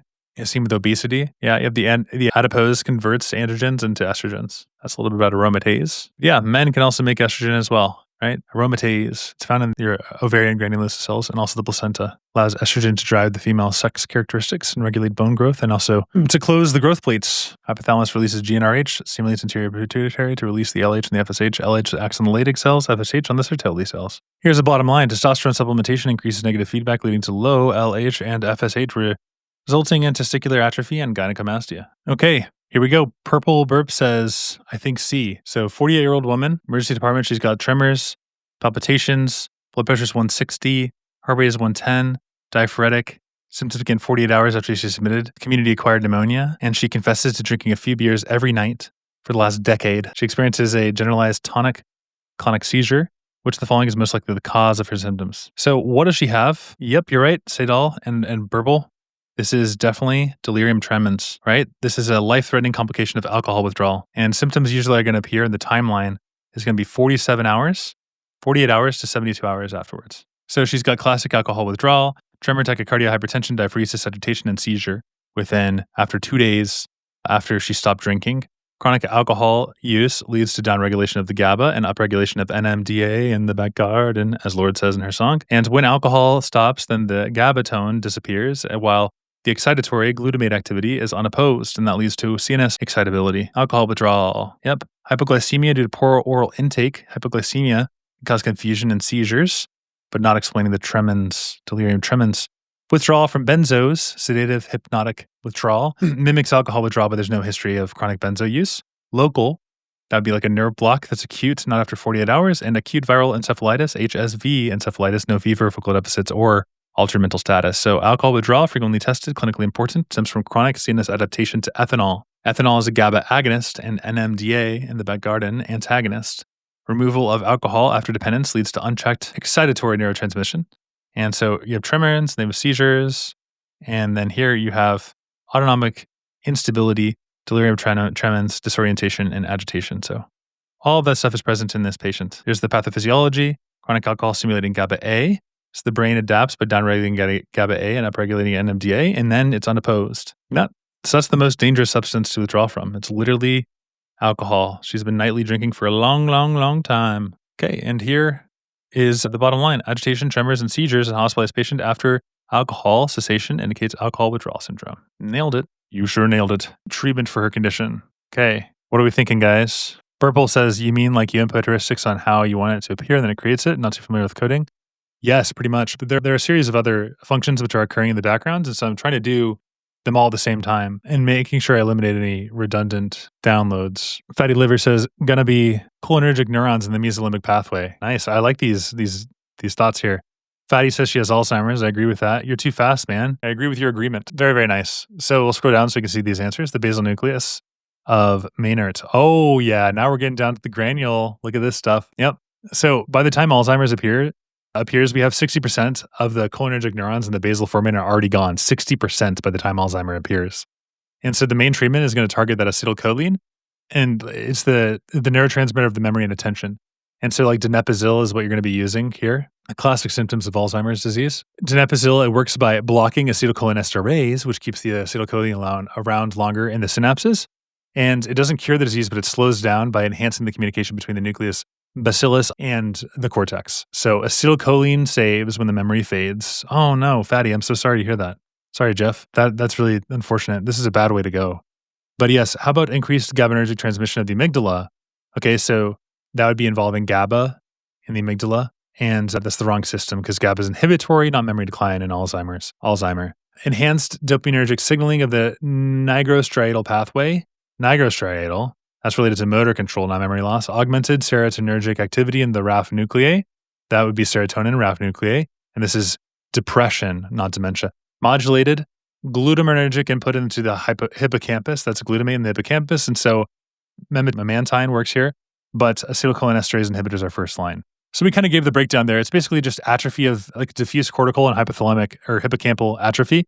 And the lesions are going to be beta amyloid plaques and tau tangles. And the treatment is acetylcholinesterase inhibitors, like that one, like memantine. You basically have less acetylcholine in the basal forebrain of the cortex. In the clinical courses, you have this insidious memory loss and language defects, and then the loss of the executive function comes later. So well-groomed, no motor deficits rules out the Parkinson's, repetitive questioning, poor recall signs, medial temporal lobe is early hippocampal involvement. ApoE4, increased Alzheimer risk. Down syndrome, increased risk on chromosome 21, amyloid plaques, extracellular neurofibrillatory, intracellular tau, and low acetylcholine in the cortex and the hippocampus is the target for the key drugs. All right, so it starts in the hippocampus. That's where the memories are first formed, and then amyloid plaques and the tau tangles are the two pathological hallmarks that you need to be aware of. And then deep in the cortex, you have the loss of cholinergic neurons. ApoE4 is late onset. Is it the presenilin 1-2 mutations? Is that what you're talking about, fatty liver? Oh, presenilin? Okay, sounds good. You're talking about presenilin. Man, I gotta fix the latency so that I can get like real time with you guys. But yeah, early onset Alzheimer is not going to be ApoE4 related. That's late onset. The early onset has a couple of them, but usually it's the presenilin like 1 or 2, like on chromosome 14 and chromosome 1. And also APP, which is amyloid precursor protein, that's on chromosome 21. So for the amyloid precursor protein, it's usually Down syndrome. And so Down syndrome, definitely is going to increase the proclivity for early onset Alzheimer disease. So A4 is late onset. As you guys mentioned in the chat there, E2 is protective. And then also APP, Persinolone. So APP is seen with Down syndrome, Persinolone 1, and then Persinolone 2, 21 and 1, respectively, early onset familial forms. Yeah. Very, very nice. Okay, so next little bottom line here. Alzheimer's disease treatment targets boosted cholinergic transmission from the basal forebrain to the cortex. Very, very nice. Now, all right. So now we have a 25-year-old man presenting to the emergency department with a pulsating headache on the right side of his head for the past 2 hours. He describes the pain as severe and notes that it worsens with bright lights and loud sounds. He also reports feeling nauseated and mentions that he had brief visual disturbances described as zigzag lines, and so that aura and physical examinations are remarkable. He has no significant medical history, does not take any medications, with the following receptors is targeted by the most appropriate medication for treating his disorder. Okay, so Driptins, yeah, nice. Cluster headache, I'm thinking D, serotonin, or is it a migraine? What are you guys thinking this is? Migraine, cluster headache? So migraine presentation is a unilateral throbbing headache, and you have aura, photophobia, unilateral, which sounds like what this guy is suffering from. If you look, it's me over there. Just kidding. Anyways, yeah, so triptans are first line abortive therapy, the 5-HT stuff. Heard pulsating and you ran with it. Yeah, that's totally fair. So migraines, about 14% of the population, 1 in 7. And serotonin is the key player behind that pounding pain, right? So they have migraine with aura, unilateral throbbing pain, photophobia, phonophobia, nausea, visual aura. Most appropriate treatment is serotonin, and the mechanism is the action of triptans, main state of abortive therapy. Dopamine receptor is Parkinson's, antipsychotics. Not relevant to migraine here. Acetylcholine receptor, myasthenia gravis, parasympathetic activity. No role in migraines. GABA, benzodiazepines and seizures and anxiety. Not first line for migraines. And glutamate, excitotoxicity and NMDA. So migraines, neurovascular disorder involving trigeminal nerve activation, inflammatory peptide release, vasodilation of the meningeal vessels. Serotonin modulates these pathways. You got to reverse the vasodilation, inhibit the nociceptive transmission through 5T. Pulsatile headache, hallmark for migraine, photophobia, phonophobia, aura, triptans, abortive therapy. All these things are associated. So we have a trigger, which activates the trigeminal afferents, releasing substance P and CGRP. Then you have neurogenic inflammation, vasodilation, and visual or speech disturbances before the headache are going to be seen. Avoid opioids for the migraine, risk of medication, first-line prophylaxis, beta blockers, topiramate, and valproate if it's frequent. Cool, got some good things in the chat there I'm seeing, and I think those all displayed on the screen so you guys can read those there. Cluster versus migraine headache, right? So the cluster headache is sharp and it's going to be strictly unilateral, whereas the migraine's usually unilateral, so that's not going to be distinguishing between them. The location is the periorbital, like the temple for the cluster headache, and also it's like temporal, so retroorbital for the migraine. And there are also some autonomic signs that are going to be seen 100% in the cluster. So the cluster is going to have lacrimation, rhinorrhea, ptosis, meiosis, and the duration for the cluster is just like 15, 90 minutes max. Whereas a migraine, it's all day long, baby. It could be hours, it could be days. And migraines are triggered by like hormonal problems, stress, and foods. Whereas clusters, typically it's like sleep problems, alcohol. And the treatment is triptans and NSAIDs for migraines. And for cluster, it's going to be 100% oxygen and triptans. And so with cluster, you can give them preventative treatment would be verapamil. And for the treatment of migraines, the preventative treatment that is beta blockers and also topiramate. Important point is estrogen can cause vasospasm because it acts on nitric oxide. Did we talk about that in another one of our sessions? The cluster prevention is verapamil and lithium. Understanding the mechanism there is important too, but the bottom line is going to be severe unilateral headaches with aura suggest migraine. Treat with serotonin receptor agonists. So the migraine and the clusters, oxygen and verapamil is the best treatment. Okay, let me load up the next one here. Stroke lesions. Okay, I'm going to make a beautiful drawing here. So here's a nice little spinal cord, as you can see. See if I can make a little butterfly. By the way, the word for butterfly in the ancient Mayan dialect is pin, which I think is a beautiful name for butterfly. Oh, Fatty Liver has a question. Did not know CCB for cluster. What's the mechanism of action there? Yeah, that's a good question. In terms of stopping a cluster. So cluster headaches are hypothalamic triggered, so vasodilation, trigeminal activation, and verapamil is going to block the calcium entry, right? So it prevents the vasodilation. So verapamil works best because it crosses the blood-brain barrier and acts centrally and peripherally. And dihydropyridines like amlodipine, those guys mostly act on the peripheral vessels, and so they're not going to be as good. So verapamil works best as opposed to other CCBs. How did I learn that? I lived in the mountains of Guatemala for 2 years. Yeah, you guys are unlocking new Blake lore. I lived in a very foreign part of the world called Racana. and I spoke Quiche for like a year. So I'd knock on people's doors and be like, hey, do you guys want to hear a message about the gospel? Because I used to, as I mentioned before, I was a missionary and I got sent to the farthest place in the world, which is known as Racana. Y ahí es donde se habla español. And that's how I learned how to speak Spanish, is what I just said. Okay, and then there's another question here. Okay, so we want to cause vasodilation or vasoconstriction. That's a good question. So the acute treatment is vasoconstriction, right? So triptans, those guys cause constriction of the cranial vessels, and 100% oxygen. What is that going to do? Vasoconstriction 100% of the time. MBME26 has a good question about this, where you have CO2, which dilates, right? And so obviously, if you're giving them 100% oxygen, we want vasoconstriction. And preventative treatment, though, there we don't want, don't think about constriction versus dilation. Think about vascular stabilization. So between attacks, the hypothalamus and the vessels are unstable and they're overreactive, right? And so verapamil is a calcium channel blocker, and that prevents the excessive dilation from happening in the first place. Don't think of it as vasoconstriction. Think of it as keeping the vessel just calm and steady. Not tightly constricted, just like stable. Just stable. Yeah, I will tell you how old I am. But first, how old do you think I am? I'm very curious to see how I'm perceived. I would love to know, and I will tell you if you're right or wrong. I graduated from Harvard in 2022, if that gives you any clue there. Okay, and then I also see a question in the chat here, because my logic is calcium will cause smooth muscle contraction. So why would CB cause constriction? Yeah, that's fair. So I guess calcium does cause contraction, like you're totally right about that. But what happens when we block these things though, right? Because calcium constricts, and calcium channel blockers block the L-type calcium influx. And that causes less calcium, right? So then you have less MLCK activity, and that means there's relaxation and vasodilation. Calcium channel blockers cause vasodilation. So under normal circumstances, verapamil causes vasodilation, not constriction. Cluster headaches involve abnormal vasodilative bursts of cranial vessels that are triggered by hypothalamic activation, right? Very vasodilated bursts. The goal is to stabilize the vascular tone and to prevent those huge, huge swings. So I don't even like thinking about it in terms of vasodilation. It's really just prevention. It's stabilization of the vascular tone. And so verapamil reduces the ability of the vessels to overdilate. That's what I mean. It reduces the ability to overdilate. It makes the smooth muscles less responsive to triggers that would normally cause strong dilation, right? Because if you give somebody nitric oxide, it's just going to be dilated. But verapamil reduces that ability. It's like, hey, smooth muscles, stop responding to nitric oxide. And so it dampens the hypothalamic and the trigeminal neuronal firing. Yeah, it inhibits vasospasm. That is a much better way of saying it. It inhibits vasospasms. Thank you. That is the way that I should have said it. Cluster headaches are it's like shaky vessels, and they keep swinging, and they're like a bridge, just shaky vessels. Verapamil doesn't tighten the bridge, it just stabilizes it.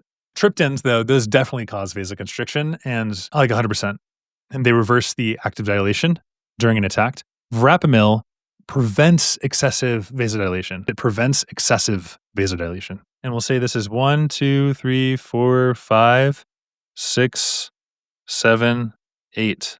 All right, and here's our next question. A 29-year-old woman is admitted to a hospital after a car accident in which she sustains a significant whiplash. She whips her hair back and forth. Complains of weakness in her left upper and lower limbs.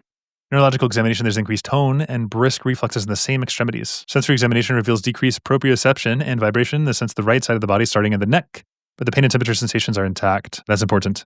MRI of the cervical spine shows dislocated fracture at the C4 level, which the following best describes the motor deficits in this patient. Motor deficits. Okay, so unilateral spinal cord injury, and we have our motor and dorsal column loss with contralateral pain and temperature loss, right? That's what we're reading, right? Pain and temperature sensations are intact, so I have to know where this is going to strike. D, B, what are you guys thinking? I believe in acting upon whatever natural gifts you have. Nice, Fatty Liver says D. I like your thinking. The lateral coracospinal decussation occurs in the medulla. I like these thought processes here. So this is Brown-Séquard, lateral coracospinal tract damage. And the answer is B, damage to the left lateral coracospinal tract at C4. So they have left-sided spastic weakness and right-sided loss of proprioception and vibration at the level of C4. Left-sided spastic weakness, right-sided proprioception. We'll walk through this and kind of explain this more simply. Oh, D doesn't even say coracospinal. Yeah, spinal thalamic. Okay, so here's a lay of the land. Let's just do this first. Understanding spinal cord syndromes, you have to know lateral coracospinal tract. That's voluntary movement because the cortex to the spine, right? It's a cortex spine, so it's voluntary. Decussates at the pyramids, descends ipsilaterally in the spinal cord. Dorsal columns, fasciculus, cuneus, gracilis, carry proprioception and vibration. These decussate at the medulla, and they ascend ipsilaterally. In the spinal thalamic, carries pain and temperature. Decussates immediately in the spinal cord, and then it descends contralaterally. So we have a hemisection. There's trauma at C4, and we have the same side, vibration, but contralateral pain and temperature, 1 to 2 levels below. Yeah, this is reading comprehension. That's good though. That's good. Spastic and brisk reflexes, upper motor neuron damage caused by the cortical spinal tract injury. Vibration and proprioception, dorsal column, fasciculus cunatus, upper body. Pain and temperature, spinothalamic tract, not involved. All right, so here's the pathophysiology. We have whiplash at C4 causing unilateral spinal cord compression. There's a left tract that's damaged. You get spastic paralysis on the left below the lesion. There's right dorsal column disrupted. That's a loss of proprioception on the right. So notice this. This is what I'm going to highlight on these questions. I think I need to update my algorithm here. But see how this says right, and then on the right side of these dorsal columns, and then left, but on the left side, and then whiplash causing unilateral spinal cord compression hemisection. Then the spinothalamic pain and temperature is spared intact.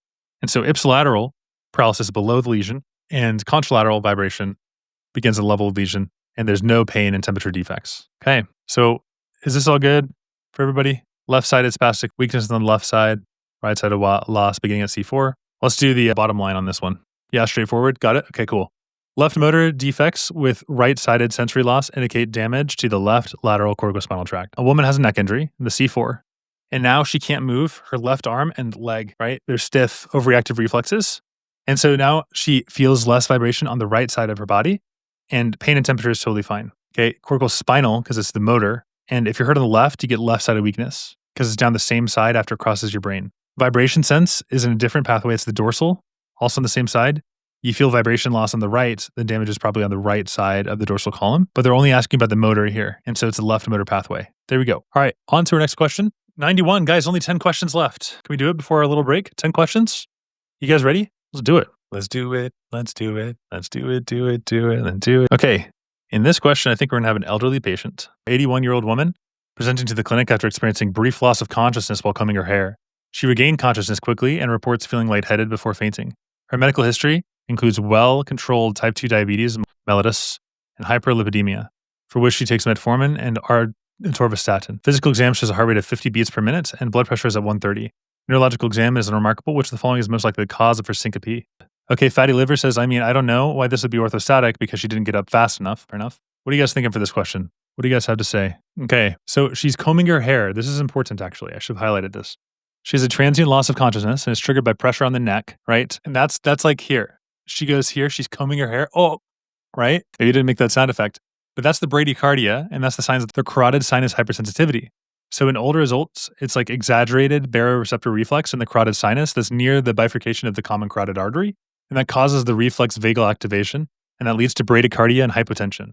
And so that transient cerebral hypo produces the syncope without the postictal confusion. Okay, so orthostatic hypotension, what do we think about that one? That's caused by a sudden standing, not triggered by neck problems, right? Epileptic seizure, Seidel is saying D for sure. Anybody else? B, epileptic seizure. That would feature your postictal confusion and tonic-clonic movements, and that's absent here, right? There's no tonic-clonic movements. How about vasovagal syncope?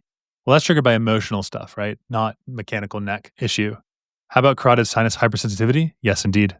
You're 100% correct. Yes, Seidel said until you mentioned that there was some pressure on the neck. And I see that question there. Sasson, welcome also. Sasson is on YouTube, by the way, guys. If you want to say hi to Sasson, he's on YouTube. You like the ones where you can logic through it? But yeah, you're combing your hair, you faint from there. Syncope while combing your hair, bradycardia, preserved BP. Carotid sinus is common in those with reflex syncope in elderly individuals. Orthostatic hypotension, standing up, not relevant here, right? That's when you're standing, but she's seated, and so it's not that. Epileptic seizure, postictal confusion. She's quickly regaining her consciousness. Vasovagal syncope, emotional distress. So this is exciting to see. Here's the pathophysiology, mechanical stimulation of the carotid sinus, exaggerated baroreceptor response, decreased cerebral perfusion, transient syncope. And this part's important too, the decreased perfusion, because you have the parasympathetic vagal tone. And Seidel is right. Subclavian steel can have a patient complaining of arm weakness and vertigo after some exercise. Yep. And this is crazy, guys. This is actually super common. This is like 1 out of every 3 elderly patients is going to have some sort of unexplained syncope after carotid sinus hypersensitivity. And a lot of people just don't even know it, right?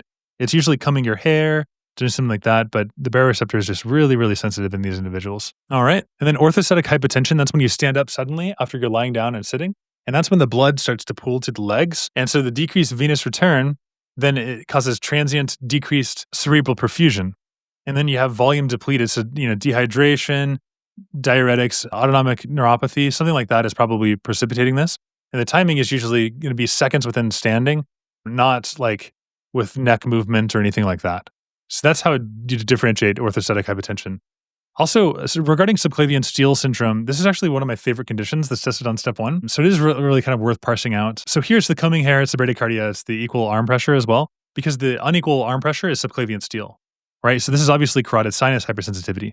But when it's subclavian steal, the question would be something like this. It'd say, okay, we got like an elderly patient. They're dizzy, they have syncope, and when they're using their left arm, they have the syncope and stuff with lower blood pressure and weaker pulse in this arm, right? Because the blood is literally being stolen from the vertebrobasilar circulation to feed that arm. So that's kind of cool, right? It's kind of cool. Also, carotid sinus hypersensitivity and vasovagal symptoms are interesting. The baroreceptor reflex is inside the carotid sinus, so at the bifurcation between the common carotid artery, that's where you have the baroreceptors, the stretch-sensitive nerve endings. And these guys constantly monitor the arterial pressure.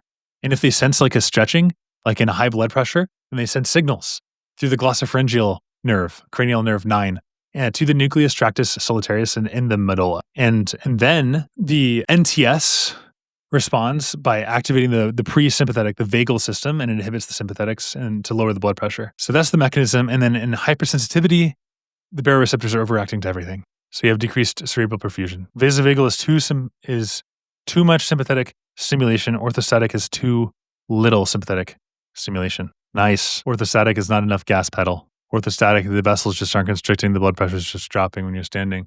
Not enough gas pedal. Whereas vasovagal syncope is just, too much of that reflex. All right, bottom line, folks. Here's the bottom line. Bradycardia in an elderly patient suggests carotid sinus hypersensitivity as the likely cause of syncope. Nailed it. Good job, guys. All right, guys, 8 more questions and then we're donezo. Bedtime for Bonzo.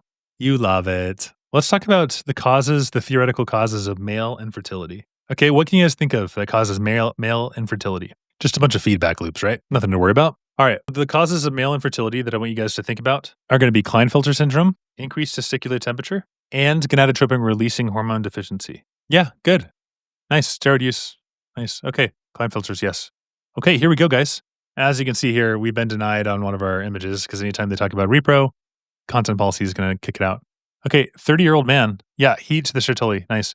30-year-old man presents to clinic, testicular pain, swollen scrotum, denies any trauma, physical exam shows enlarged right testicle, ultrasound performed, and they have patchy regions of decreased echogenicity through the right testes. Lab studies show elevated levels of anti-sperm antibodies.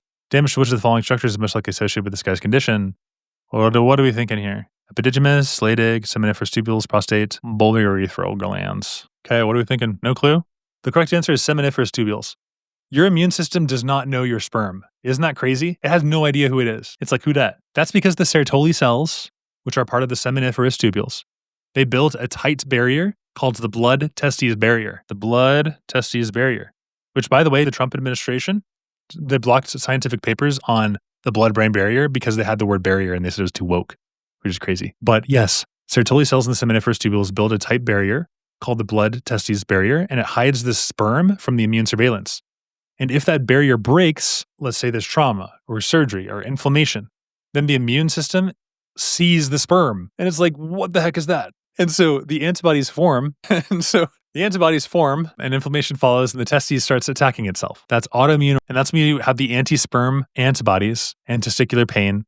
And the structure to blame is in the seminiferous tubules. Cool beans? Why am I cooked? You said Sertoli cells and flipped it to Leydig, but that means you got it right. You always got to go with your gut. Chitis is the inflammation of one or both testes. So you get the pain, the swelling, the tenderness, and usually from viral infections like mumps, bacterial infections like urinary tract, and sexual transmitted infections can be responsible for this as well. The man anti-sperm antibodies due to disruption of the blood-testes barrier, tight junctions between the Sertoli and seminiferous tubules. Everyone's on fire today. All right, next we have the the bottom line. Elevated anti-sperm antibodies indicate damage to the seminiferous, affecting spermatogenesis and causing testicular pain. And yeah, guys, huge dubs all around. W's for everybody. And our next question, we're talking about some thyroid stuff. Yeah, that's right, Sidal. That's right. So this is one that confuses me because when I was listening to Daddy Goljan give his lectures, I remember him saying at one point, nobody talks about subacute thyroiditis, except for David. We need to limit his tomatoes. That's true. Everybody but David gets one. Oh, I'm just kidding. David, if Flake could teach me sociology like medicine, I wouldn't need to study ever. I would just watch the stream. I wish, my friend. I wish. Don't worry. We'll do a sociology stream eventually. But I'm glad. That's very flattering of you to say, like, you're very nice to me. All right. So what was I talking about? Oh, yeah. Daddy Goljan used to say that the USMLE and MBME never test you about subacute thyroiditis. That's not true. There's so many questions about it. So, like, actually, maybe the reason why he said that is because those recordings were like many years old. But guys, I tell you, subacute thyroiditis is all over. There's a dude and he's got difficulty swallowing and he reports blah, blah, blah, blah, blah. Look at that. This is like a hack, guys. Look at this. You've wronged every question on subacute. Okay, you have to know for subacute is that it hurts. That's it. Like if you see a question stem and it's remotely about the thyroid and it hurts, subacute, Dequavian, done. This is the easiest. And everybody makes it out to be so hard and complex. And it's like, oh, it'll never be tested. It's like, wait, guys, look at the charts. And one time I did this, I drew out a whole chart of all the thyroid conditions. And I was like, wait, all you need to know is that it hurts. Because there's no other step 1 condition that hurts in the thyroid. David says they chose C. Yeah, for that, David gets his tomato. Yep. Self-limited hyperthyroidism, viral trigger, followed by thyroid pain. Subacute, super easy. Give this man an MD. Give him an MD already. All right, subacute is characterized by tender thyroid enlargement, elevated T4, T3, low TSH, and low radioactive iodine uptake. All of that should make total sense here. And we're going to move on to the next question because this is just super easy, right? It's just tender. That's all you have to know. Everybody tries to make that one so complex. Maybe there's something that I just don't fully understand and appreciate about it, but like I've always thought that's just like, it hurts. I don't know. Because I don't know. I think of the Q as like a letter that hurts. Like it just like, look at that. It's like a circle with right? Gradient. Hurts. Okay. Next question. 5-month-old girl, pediatrician, due to muscle weakness and developmental delay. She's never been able to lift her head. Seems floppy. She's only 5 months. On examination, hypotonia, hepatomegaly, long-chain fatty acids, cholesterol, liver transaminases are elevated.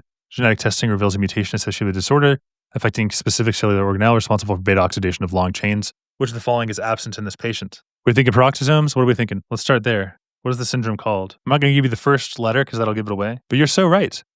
This is Zellweger syndrome, peroxisome problem, right? This is the peroxisomes. You got it. The reason you know is because the beta oxidation to the long fatty changes. Got to revise this biochem vignette. Yeah, that's fair. We all do, my friend. Okay, so the peroxisomes. Those are the small organelles that have the oxidative enzymes, right?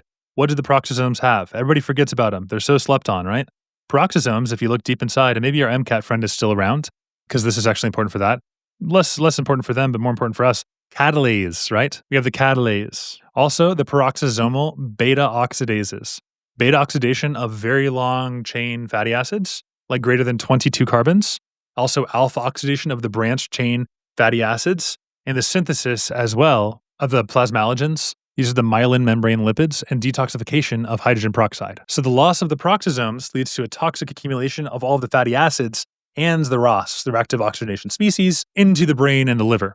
And so you have somebody with hypotonia, developmental delay, hepatomegaly, elevated VLCFAs, and also defective peroxisomal function, Zellweger syndrome, peroxisomal absence. Yeah, absent of the peroxisomes, neurologic problems, early death, adrenal leukodystrophy. All these things are associated, right? Like Refsum's disease is associated with like impaired alpha oxidation. But so the pathophysiology for this one is you have that PEX defect. That's the absent or non-functional peroxisomes. And you have impaired beta oxidation of the long fatty acids. So you have lipid accumulation in the liver, the brain, and also the adrenal glands. And you have toxic fatty acid accumulation. So that causes neuronal problems. You get hypotonia and all that stuff. Okay, here we go.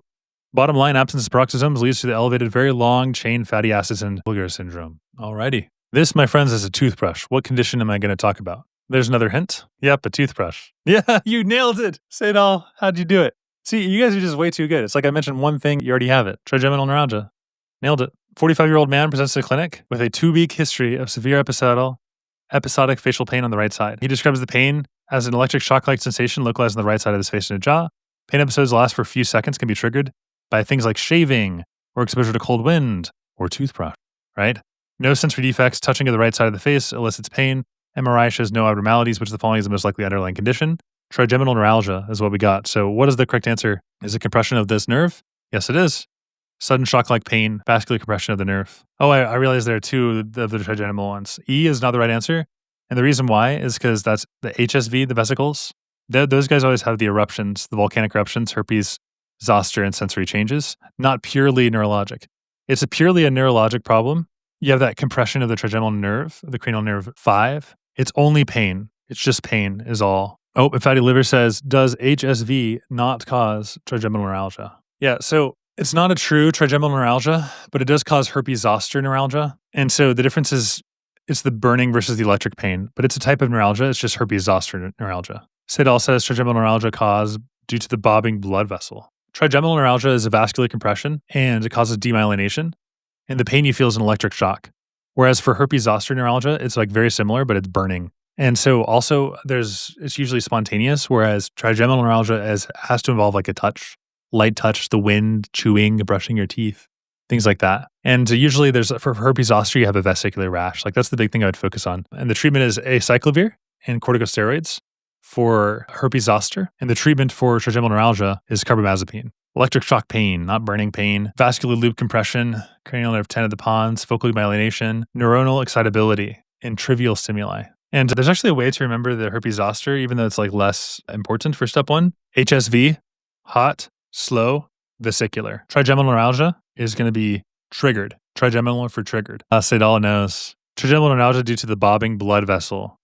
Yeah, the bobbing artery. And chronic compression and demyelination. So you have ectopic discharges and paroxysmal facial pain. So carbamazepines, these are sodium channel blockers, right? And they stabilize the hyperactive nerves. And so the refractory causes are microvascular decompression, and that physically moves the bobbing blood vessels away from the trigeminal nerve root. So physically moving them in refractory cases. So blobbing, how do you even say that? It's like a tongue twister. Bobbing blood vessels bangs on the trigeminal nerve, causing the shocking pain. All right. The trigeminal neuralgia is common in the vascular compression of the trigeminal nerve root. Guys, we're almost there. We're so close. 4 more questions. And guys, I'm going to work on this algorithm so that it's a little bit quicker and also prepare some notes ahead of time. Hopefully you guys can just bear with me as we have these 4 last questions together. And then we'll do a little break. And I have a book club today.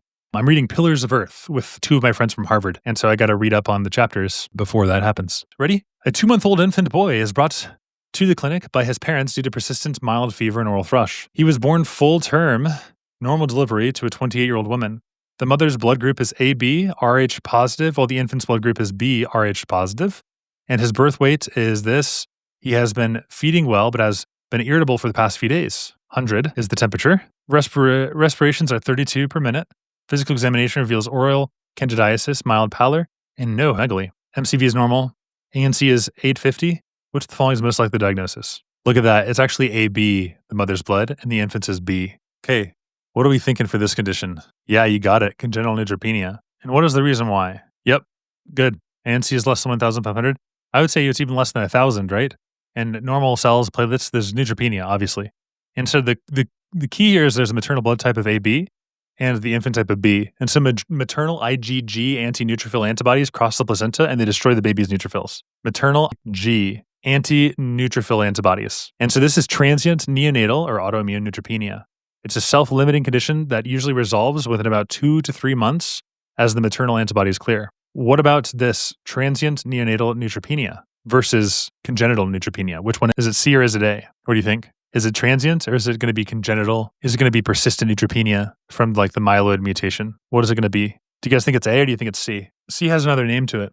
It's Kostman syndrome. Okay, so you'd still go with C? Well, this is transient, isn't it? This is transient. It occurs and it goes away. It resolves itself automatically. IgGs. Unlike congenital neutropenia, there's no marrow failure as well. So the way to think about diseases that are congenital is they're usually intrinsic, right? And this is no exception. The bone marrow failure would be intrinsic congenital. It's like, oh man, that baby's got a problem. It's in the baby. It is intrinsic to the baby. Whereas transient is like, hey, mom, thanks for all those IgGs. Not, right? And so the baby's marrow is normal. It's just peripheral destruction by the maternal IgG. That's the only thing that's happening. Yeah, it makes sense. If it's IgG, it sounds like A. Yep, you got it right, fatty. Nice. Yep, you got it right.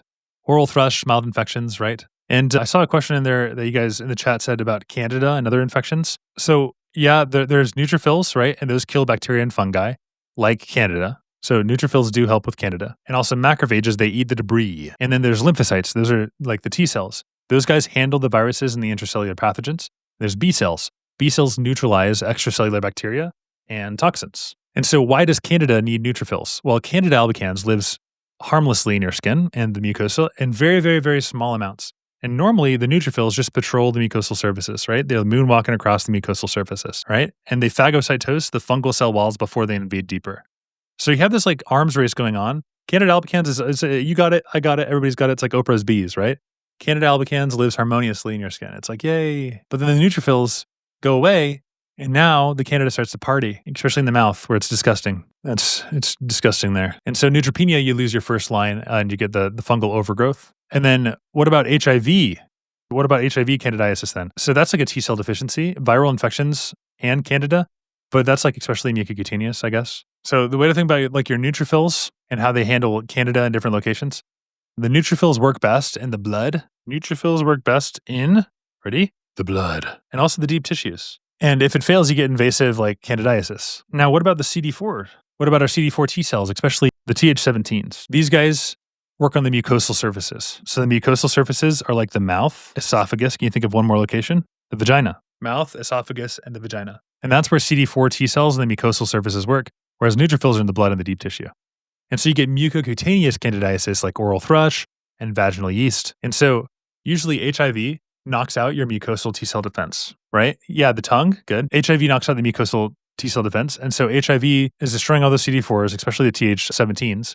And then these normally recruit the neutrophils and stimulate the epithelial cells to release that antimicrobial peptides like the defensins. And without those T cells, mucosal immunity collapses, right? But the neutrophil count is still normal there. And so Candida is sitting harmlessly in the mouth and is no longer restrained, and so you get overgrowth and you get thrush. Okay, so why would you not get systemic infection in an early HIV? Because the neutrophils are intact. They still patrol the deep tissue, right? That's why you don't get systemic infection in early HIV, because the neutrophils are intact. So the neutrophils, neutropenia, in the deep tissue, you don't have phagocytes, and so you have invasive fungal infections. HIV is decreased in the Th17, and so you have no T cell coordination, so you have mucosal overgrowth. Okay, oral thrush, neutropenia, infant suggests transient neonatal neutropenia as a likely diagnosis. 3 more questions. Okay, 3 more questions. 50-year-old man presents to the clinic with fatigue and shortness of breath during exertion that has worsened for the past 6 months. He also reports intermittent palpitations. Undergoes physical examination. We get a regular rhythm and diastolic murmur in the base of the apex in the left lateral decubitus position. An echocardiogram is performed and shows left atrial enlargement and thickening of the mitral valve leaflets. History reveals multiple episodes of fever and joint pain. What is the most likely underlying cause? And yes, you're 100% right, rheumatic fever. Hey, Isaiah is joining from YouTube, by the way. D, correct. Yes, he has rheumatoid. Yes, rheumatoid fever. Good. Okay, really good. You guys totally crushed that one. Yep, Jones criteria. Very, very good. So let's break down the mechanism real quick. Shortness of breath on exertion. So there, mitral stenosis causes an obstruction of blood flow from the left atrium to the left ventricle during diastole. And so the pressure builds up in the left atrium and that's transmitted backward to the pulmonary veins, and that causes pulmonary capillaries and pulmonary congestion, right? And then you have dyspnea on exertion and orthopnea, and eventually paroxysmal nocturnal dyspnea. And then you also have palpitations. So you have chronic left atrial pressure overload, so you have left atrial dilation. And that stretched tissue causes disorganized electrical activity, which causes the atrial fibrillation. And atrial fibrillation presents with palpitations and irregular pulse. So it's that big left atrium because of that mitral stenosis and the irregular stuff that's AFib, no organized P waves, variable R to R intervals, and then diastolic murmur at the apex. The mitral stenosis produces a low-pitched, rumbling diastolic murmur. And it's best heard at the apex and the left lateral decubitus. And that's the reason why is because the mitral valve there is closest to the chest wall if you're in that position. And so that's preceded with an opening snap, and it's caused by sudden tensing and thickening of the mitral leaflets. And the echo findings, the thickened mitral leaflets and the left atrial enlargement is classic for rheumatoid mitral. And the fish mouth, as you guys were talking about, appearance, is going to be the fused chemistures due to the chronic inflammation and fibrosis. That's the fish mouth thing. Yep, nicely done. Here's the bottom line. Prior rheumatic fever is likely the cause of mitral valve thickening and left atrial enlargement in this patient. All right, and that's my little fish mouth impression here. I should make a little fish. Okay. Question 98. John Jones criteria, niche cow cells. Those are the macrophages in rheumatic heart. Yep. John Jones, baby. Yep. That's the presentation of the disease. You got it. You got it, fatty liver. You nailed it. All right. Here's the next question. So here we have a 34-year-old woman presenting to the clinic with fatigue and mild right upper quadrant discomfort. She has a history of chronic Hep B, diagnosed with routine blood screening when she was pregnant 6 years ago. Managed with antiviral therapy, but adherence has been bad. Lab tests show AST levels of 75. ALT of 92, hepatitis B virus DNA level of 3 million. A recent liver biopsy shows distinct cellular changes. Which of the following histological features is most commonly associated with this patient's condition? Hep B, ground glass. Yep, you nailed it. That's Hep B. Hundo P, that's Hep B. Nicely done. Yep. Councilman bodies are eosinophilic hepatocytes, frequently seen in chronic hepatitis. Ground glass opacities. Hallmark histological finding of chronic Hep B infection. Ground glass hepatocytes. Lipofuscin, wear and tear, pigment in elderly.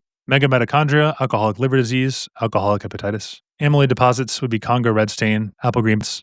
Neutrophil infiltration is alcoholic hepatitis and abscesses. Ground glass hepatocytes. So when the virus infects these hepatocytes, then it floods the cell's endoplasmic reticulum with surface antigens. And all that protein overload is what gives it the smooth, glassy kind of look under the microscope. This is the ground glass. Is all that protein. It's just the viral antigen that fills up in the liver cell. And Councilman bodies would signify hepatocyte death, like apoptosis is a marker of acute liver injury. And ground glass hepatocytes is a viral protein buildup and it's a marker of chronic HBV. Here's the bottom line. Ground glass, hallmark of histological feature of chronic hepatitis B infections. Question 99. 99. 99. Yeah, we got. So in this one, what if I give you a calcium level, and I give you an albumin level, and I give you a phosphorus level, and I give you a parathyroid hormone level? And let's say the parathyroid hormone level is super duper duper high. That's all I'm giving you for now. Let's say the calcium actually is low and phosphorus high. And let's say we have creatinine is elevated. Guys, look at all these inside jokes we have. Cacophony with 99. That's funny. 100%. 45-year-old woman presenting to the clinic. Complaints of fatigue, bone pain, and occasional muscle cramps. History of poorly controlled type 2 diabetes. Physical examination has a blood pressure of high. Dry mucous membranes. Look at all that good, juicy calcium being low. And phosphorus being high. And serum parathyroid hormone being off the wazoo. And then serum creatinine is elevated as well. What is the diagnosis? Is it secondary? Is it primary? Is it tertiary? Well, we have chronic kidney disease, right? And that's secondary hyperparathyroidism. So is it this one or is it this one? Is it B or is it C? Well, we have chronic kidney disease, don't we? Ain't we? We does. Secondary hyperparathyroidism with chronic kidney disease. Yeah. You read the C and you were excited. The creatinine, 100%. Low calcium, high phosphate. Let me just take a screenshot of this chat real quick because I want to add your guys' profile photos as the goal. Oh, I lost it. Oh no, there it is. So, yep, they have low calcium, high phosphate, elevated PTH, and elevated creatinine, all pointing to secondary hyperparathyroidism from CKD. We have the impaired phosphate excretion leading to hyperphosphatemia, which then binds the free calcium while decreasing renal 1 alpha hydroxylase activity, which then reduces active vitamin D, which makes it so you have less calcium, which drives the PTH up. PTH is like the last thing to be driven up, and that's why it's secondary. All right, that's the explanation. Now, here is the bottom line. Secondary hyperparathyroidism due to chronic kidney disease is indicated by low calcium, high phosphorus, and elevated PTH. Guys, last question. Everybody needs a little bit of break. Today's been a good day. It's been a very good day so far. About to be an amazing day. Got to go down and say hi to my family before they leave to church. Leave to church without me, the agnostic boy. I have a wonderful family. Okay, here we go. A 3-year-old boy is brought to the clinic by his mother because he's been complaining of pain. And look at that kiddo, so cute. That's going to change over. Look at that. Look, he's complaining of pain on his right arm though. Earlier today, his babysitter pulled him up by his left forearm when he tripped on a step. On examination, the boy appears reluctant to use his left arm and holds it slightly flexed and close to his body. There is no swelling or bruising. Palpation of his forearm and shoulder elicits no tenderness, but he winces and pulls when his elbow is examined. What is the diagnosis? Okay, would it help if I said this is nursemaid's elbow? Nursemaid's elbow. Because the babysitter pulls him by his left forearm when he tripped on a step. Classic presentation right here. A couple more sounds good. Perfect. Okay, this is a traction injury. Subluxation of the radial head. 100%. You got it right. Radial head slips out of the annular ligament.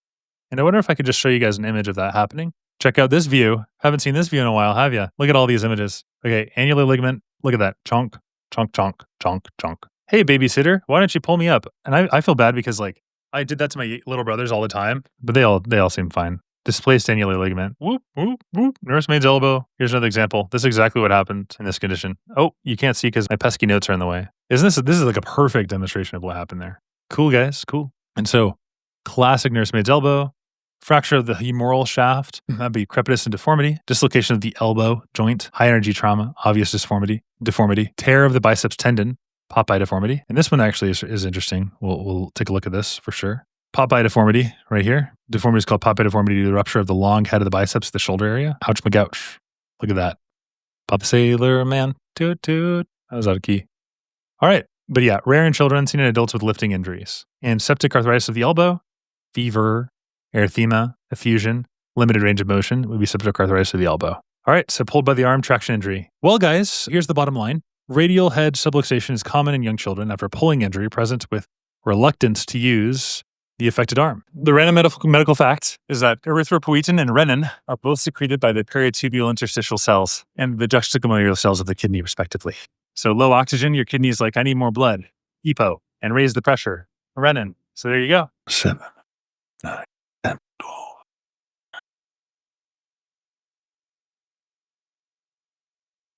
Very nice. It's hot in here. So during the study session, there was a question. It was, how can we differentiate in the vignette Wegener's granulomatosis versus good pastures? And so I want to hit on that right now, and then I'm going to give you guys a practice question. So there's some key distinctions between these two diseases, even though they both are going to involve the small vessels, the capillaries. GPA affects the upper airway, Goodpasture does not. The antibodies for Goodpasture is anti-GBM, and for GPA, it's Cianca. In the renal, it's posse immune for GPA, and you're going to have crescentic. And then for Goodpasture, we have linear IgG deposition and also C3. In the lung, for GPA, we have nodules, whereas for Goodpasture, we do not have any granulomas.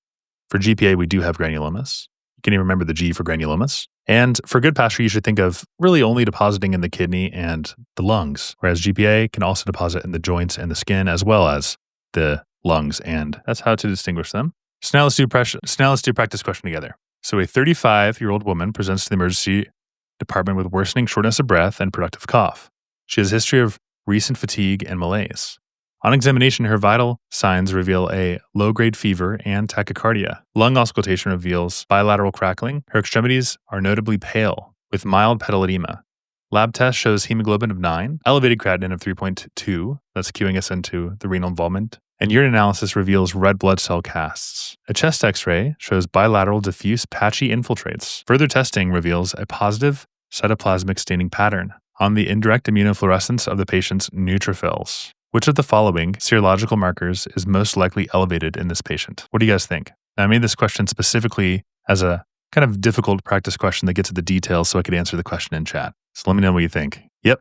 Here's the question again. All right. So both of these are going to cause pulmonary and renal syndromes, right? So they can present with like hemoptysis or hematuria. We see that here, the red blood cell casts. However, they are different.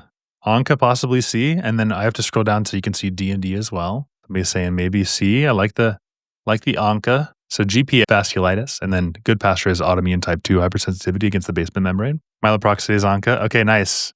Okay, so we're thinking C and D, and that is completely what you should be thinking. In fact, for step 1, that's all you're going to need to know. I decided to throw in a little bit of more esoteric detail, and that is involving the proteinase.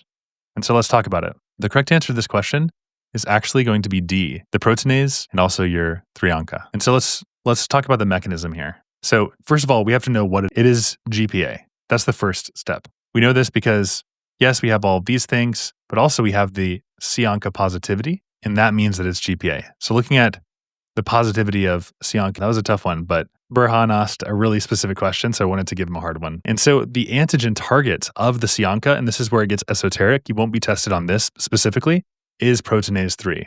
But I did want to kind of hint at the difference immunologically between these two conditions, right? The C-Onca is what actually does the damaging because the target of C-Onca is actually the proteinase 3. And so you have the small to medium vessels that are necrotizing and granulomat. Now, obviously our basement membrane and the linear is Goodpasture's. Anti-DS is lupus. Myeloperoxidase, that's what a lot of us were thinking here. The P-Onca pattern, that's in microscopic polyangiitis and Church-Strauss, but this is a C-Onca pattern. Yeah, of course. Happy to help. Okay, so hopefully that was a nice, challenging question. Let me know if you guys have any other questions you'd like me to go over. And if you're watching later on YouTube, then like and subscribe. Now we'll go back to our study page. Yeah, I know these work study sessions can be a little bit like, wait, what's happening? But just think of it as a nice place, like a kind of like a tutoring session where you can just kind of sit down and ask whatever questions you'd like, join a community of workers and lock in, right? Because like you're not alone. Dedicated period is a long, hard grind and you're not alone. It feels like you are, but you're not.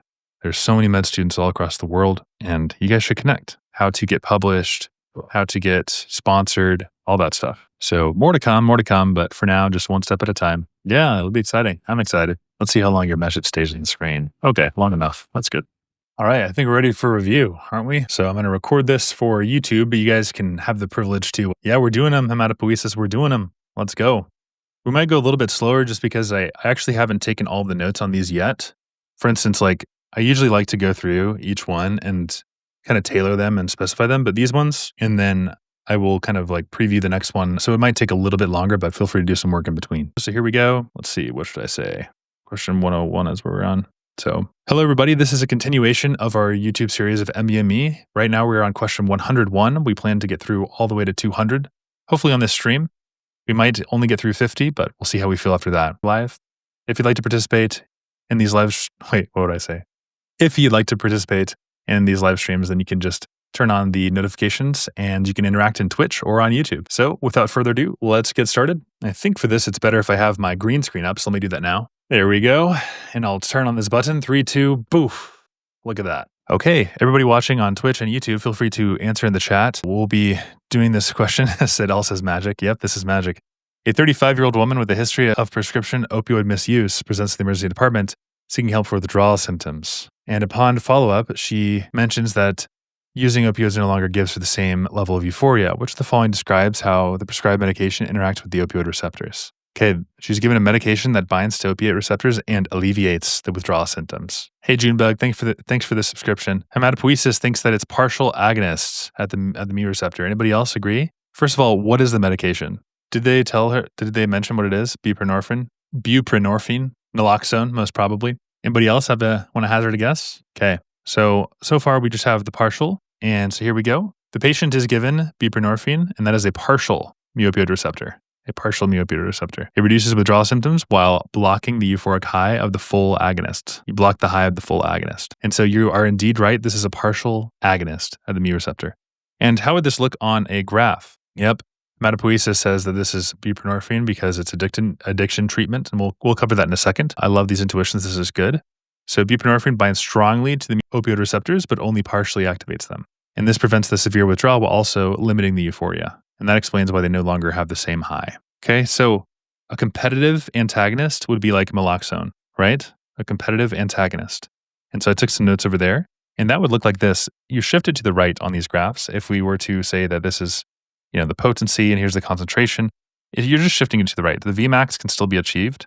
It's just going to take a little bit more concentration. All right, and so we need to know about mu receptors, what they do, kappa. Also, methadones are going to be mu agonists.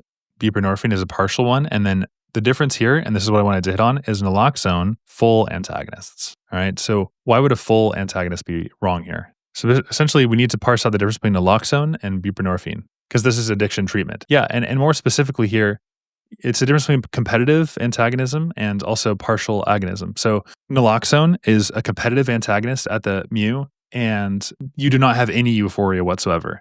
And in the question stem, it's just blunted. And so blunted tells us that it's a partial agonism, whereas a full block would be naloxone. It's like stopping cold turkey would be naloxone, yes. And there's no help with withdrawal. The question asked specifically about withdrawal, and naloxone's not going to help at all with that, right? It induces withdrawal. Whereas relieving withdrawal, that's certainly going to be buprenorphine. Naloxone is good for overdose, but buprenorphine would not be used for overdose reversal. Additionally, buprenorphine has a very long half-life, whereas naloxone is a very short half-life, right? So naloxone, you should really think of that as an opioid overdose reversal. And then for buprenorphine, that's kind of the drug, as hematopoiesis was saying, that you use for opioid use disorder. Okay, does that make sense, everybody?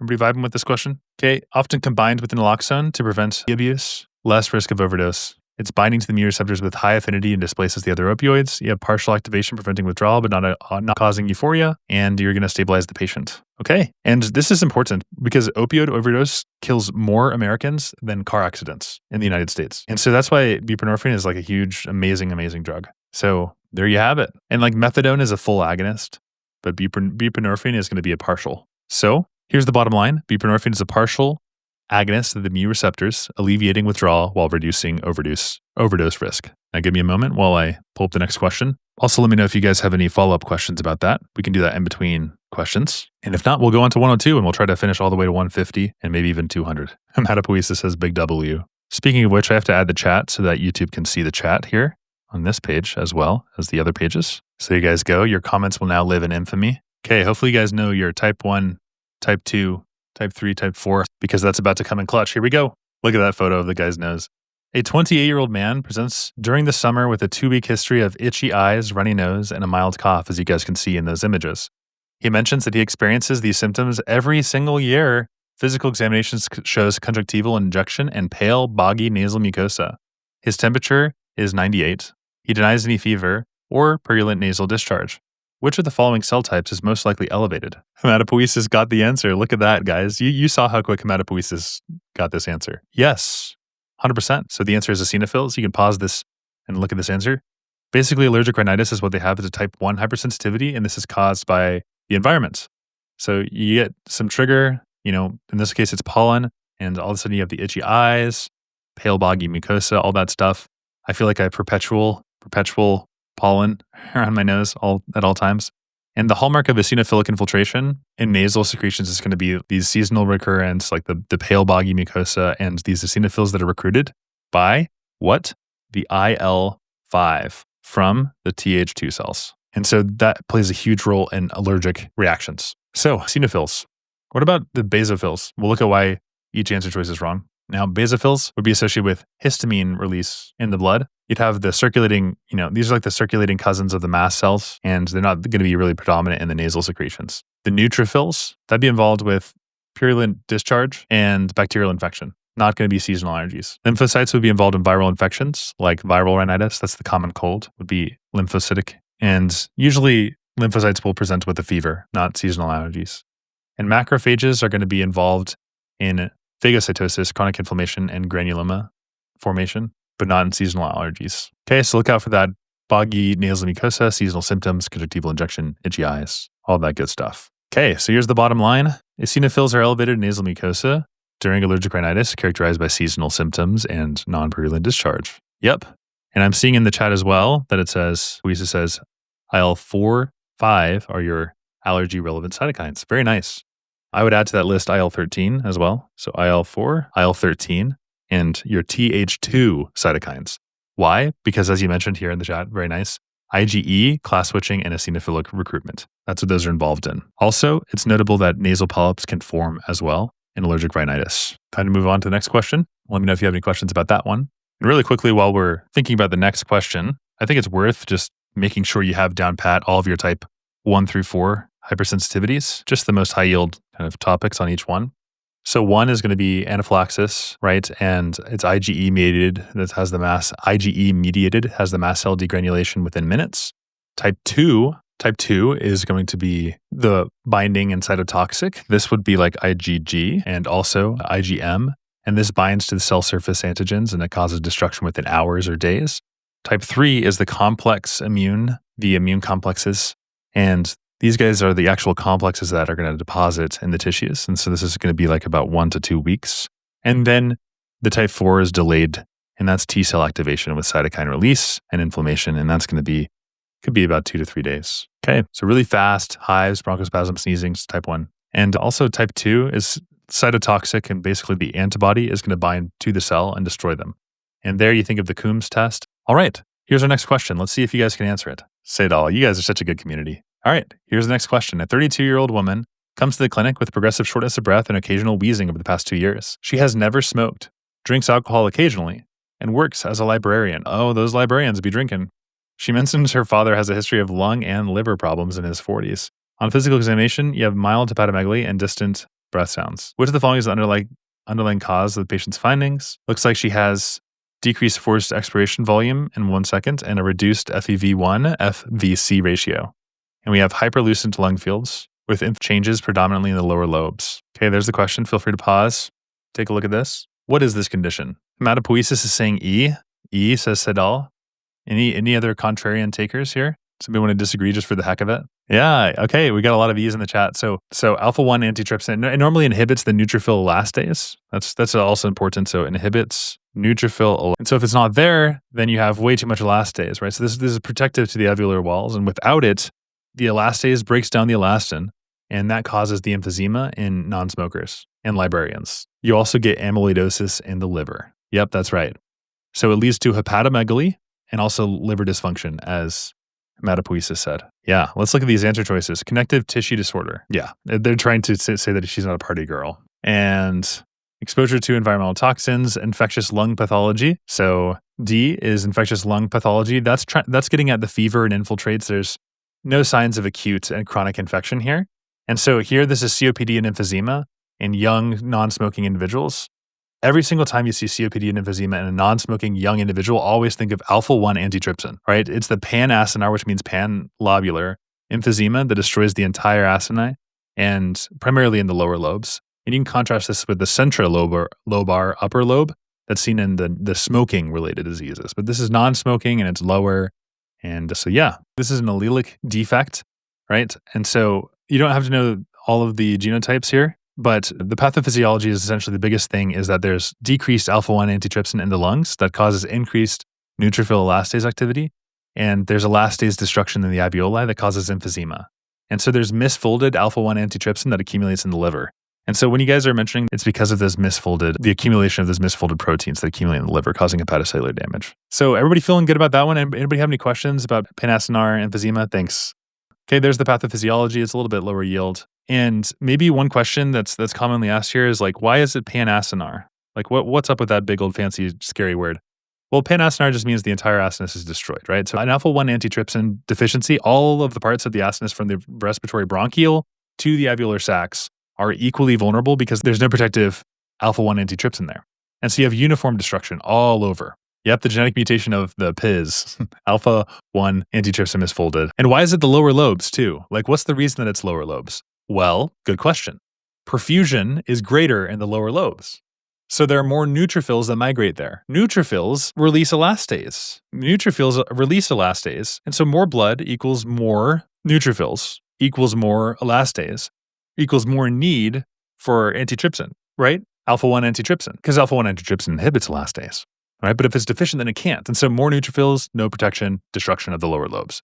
That's the reason why. Kind of cool, I think. Kind of fun, kind of quirky. So if they don't smoke, if they're a librarian and they're having COPD problems, you know what to do. You know what to do, guys. All right, bottom line, progressive dyspnea and liver disease in a young non-smoker librarian suggests inherited alpha-1 antitrypsin deficiency as the underlying cause. Okay, any other questions on that one before we move on? Speak now or forever hold your PIZZ. Oh man, anatomy is right. Gotta know them. Do we know our retroperitoneal structures? Let's go through one by one. Probably psoas abscess. All right, well, Sedal is usually right. So A is what we're thinking. Iliacus fascia. Let's go through each one. Let's start with sartorius at the very bottom, work our way through. Sartorius. That would be if they cross the thigh obliquely, right? That's the sartorius muscle. And that's the superficial anterior thigh, not part of the deep retroperitoneal tract, right? That's pretty superficial. Yep, super surgeon Sedal. I like that. It rolls off the tongue. I would love for Sedal to give me surgery, provided that I needed surgery, not just for fun. How about the iliotibial band? What is that all about? Well, that is the lateral thigh stabilizer, right? And so that's not contiguous with the retroperitoneal spread. So that's not the right answer. How about gluteal muscles? The big butt, posterior hip, the buttock, that is not connected to the anterior psoas pathway. How about rectus abdominis? Well, that's the anterior abdominal wall. That's not retroperitoneal. Okay. So now we're cueing ourselves into the answer. And in order to answer this one too, we have to know what's going on with our kidney. The kidney is retroperitoneal. Sad pucker. That's a P. And so if you have an abscess in your kidney, that'll spread inferiorly via the psoas muscle. And I think it's important that I show a picture of this. Otherwise, we're just talking in circles about it. Okay, so the kidney is retroperitoneal. And if you have an abscess, it spreads inferiorly to the psoas muscle. And that lies deep and it travels between the iliacus fascia. And so as the psoas continues into the iliac fossa and the thigh, the infections will spread along that fascial plane. And so that's why the patients are going to have groin pain and thigh pain from what's essentially just a posterior infection. So the key takeaways from this one are that we have groin pain, right? There's worsening groin pain. I'm going to highlight the most important parts that key you in immediately to this answer. Recurrent renal stones, and there's a perinephric abscess. Perinephric, and there's psoas muscle involvement. So our answer is the iliacus fascia. That's the highway for this condition. And there are some other associations that we'll talk about here, but that is the correct answer. Sedal surgeon got it right. The kidney is retroperitoneal, closely abuts the psoas muscle, right? Very close by, at the lower pole especially. And we went over all of these conditions, and so I think we're ready to move on. Sedal, thanks for that high yield fact. That's awesome. Now the bottom line is that renal abscesses commonly extend to the iliacus fascia, leading to potential complications. But more importantly, retroperitoneal structures will spread through that iliacus fascia highway. I really feel like I should emphasize that this is a P. Sounds great. Thanks for stopping by, Crescent. Good to see you. Enjoy. Now, there's a very interesting formula, and that is that prevalence is equal to incidence times duration. That's a very interesting idea, right? The prevalence is equal to the incidence times the duration. So here we go. A recent study reveals that a particular chronic condition is observed more frequently in urban population than rural. Despite the rates of new diagnosis being similar across both settings, which of the following factors could best account for this observation? Let's just say that. There's higher prevalence in urban settings. What does that mean? But there's similar incidence. Maybe C? Yeah, this is a tough question. And I do think it's important that addendum that I give is stated. They have identical incidence, but there's higher prevalence in urban settings. So prevalence is the number of cases of disease at a time. Incidence is the number of new cases as a fraction of the total population over time. Very good, Sedal. They're either being treated well or are dying quicker. Yeah, let's look at this one. The answer is D. Duration is density. Oh, duration is destiny. All right, there's our formula. Incidence is the new cases over a period of time, and prevalence is all of them at a specific time. And the best way to teach this concept, hold on one second, is there's this image, which is the best image ever. Incidence, prevalence. It's the bathtub one. You know that one? Here is the best way to teach it. There's a nice image. Incidence, prevalence, mortality is the way that it gets out. So basically, this is the model of disease prevalence. And in the question that we had, the urban and the rural areas had the same incidence, and the incidence is the faucet flow, right? But the urban populations had higher prevalence, and that means that the tank level is higher in the urban populations. And so in the urban populations, they have better healthcare, so they have longer disease duration, and so they have slower drainage. They're plugging that mortality. Do you see how they're like plugging it up? And so the disease stays in the tank longer. That's the way to think about it. Remember how urban had bigger prevalence? It's because they're plugging up the mortality leak. That's the way to think about it. They've got good healthcare, slow drainage, slow mortality, and remission. Whereas the rural populations, they have worse access, right? So they have higher mortality or faster resolution, right? And so basically, the disease leaves the tank faster. That means that there's a lower prevalence, even with the same incidence. Yeah, this can be tricky, but the bathtub is the best way. Just think of the bathtub. Think of incidence, because this is like a stream of water coming in. The I looks like the stream of water. The prevalence starts with a P, so it's the pool. And M is the leak, because we all have to die. And there we go. Sedal just made an awesome comment. It's like incidence increases prevalence. If you treat the disease, the prevalence disease, even though the incidence, the new cases, remain same. Now, if you manage disease, not treat it, you get good healthcare and reduce mortality, the prevalence increases. You're just managing the disease. You're just reducing mortality, but more people are sick, they're just not dying. So really, it's all about death is the way to think about this. Don't just think bathtub, think death. And then Hematopoiesis says, yeah, if you have healthy people, leave the population. Okay, here we go. Chronic conditions may appear more prevalent in urban areas due to longer disease duration among residents. So the duration of the disease is important to think about here. Because if you increase the duration, you're going to increase the prevalence. Any questions on that one while we load the next one? Okay, ready for the next question? Here we go. A 64-year-old man presents to the clinic with a 6-month history of progressive deformity and intermittent pain in his left leg. He mentions that he struggles to fit in his shoes. His left leg feels heavier. He denies any history of trauma. On examination, there is noticeable bowing of the left tibia with no erythema or warmth. Lab studies show elevated alkaline phosphatase with calcium and phosphorus levels remaining normal limits. On X-ray, the left leg shows thickened cortices and a mix of lytic and sclerotic bone changes. What is the diagnosis? He has Paget's disease. Very, very good. All right. So our answer is indeed C. Very nice. We have a progressive bone deformity with elevated alkaline phosphatase and normal calcium levels. So what happens here is we have first increased osteoclast activity. That's important. They like to ask that, right? And that is resulting in the synthesis of sclerotic woven bone. Okay? So it's characterized by excessive disorganized remodeling, and the hallmark is imbalance between osteoclast and osteoblastic formation. Over time leads to structural weakness. All right, Hematopoiesis has a question. Is treatment for this bisphosphonates? Good question. So Paget's disease is overactive osteoclasts, and bisphosphonates directly inhibit osteoclast activity, and so it helps with the normalizing of the bone modeling and all that good stuff. And so definitely we're going to block that breakdown with bisphosphonates for sure. Let's look at these other answer choices and see why they're correct or incorrect. Osteosarcoma, that has the sunburst pattern, typically younger demographic Codman's triangle. Bone metastasis is associated with multiple punched out blastic lesions. Osteogenesis imperfecta, that one has the blue sclera, hearing loss, and frequent childhood fractures. And fibrous dysplasia, ground glass, McCune-Albright. Do we know the mechanism of each of these? So first of all, osteoclasts break down the bone, releasing calcium and also phosphorus. Osteoblasts build the bone, increasing the AL. Paget's disease is overactive osteoclasts, and then you get disorganized osteoblasts. You have the woven bone stuff and elevated ALP without the calcium and phosphate imbalance. So you have that initial lytic phase, and then you have the mixed phase afterwards. Also, if you guys want, I can include treatment in all of these as well. So here's the bottom line, and Hematopoiesis says lion-like facies is also high yield. We'll talk about that for sure. So elevated alkaline phosphatase and mixed lytic sclerotic changes on X-ray is Paget's disease of bone. Okay, and while we go on these next questions, let's talk about the lion-like facies and also the hearing loss stuff. So yeah, the hearing loss can present because you have the thickening of the skull bones, and that can compress the cranial nerve, the vestibular cochlear nerve, 8. And so then you get conductive and sensorineural hearing loss, and you have hearing loss in the elderly with the thickened skull is going to be Paget's. So really that skull thickening is huge. They'll have different hats, things like that.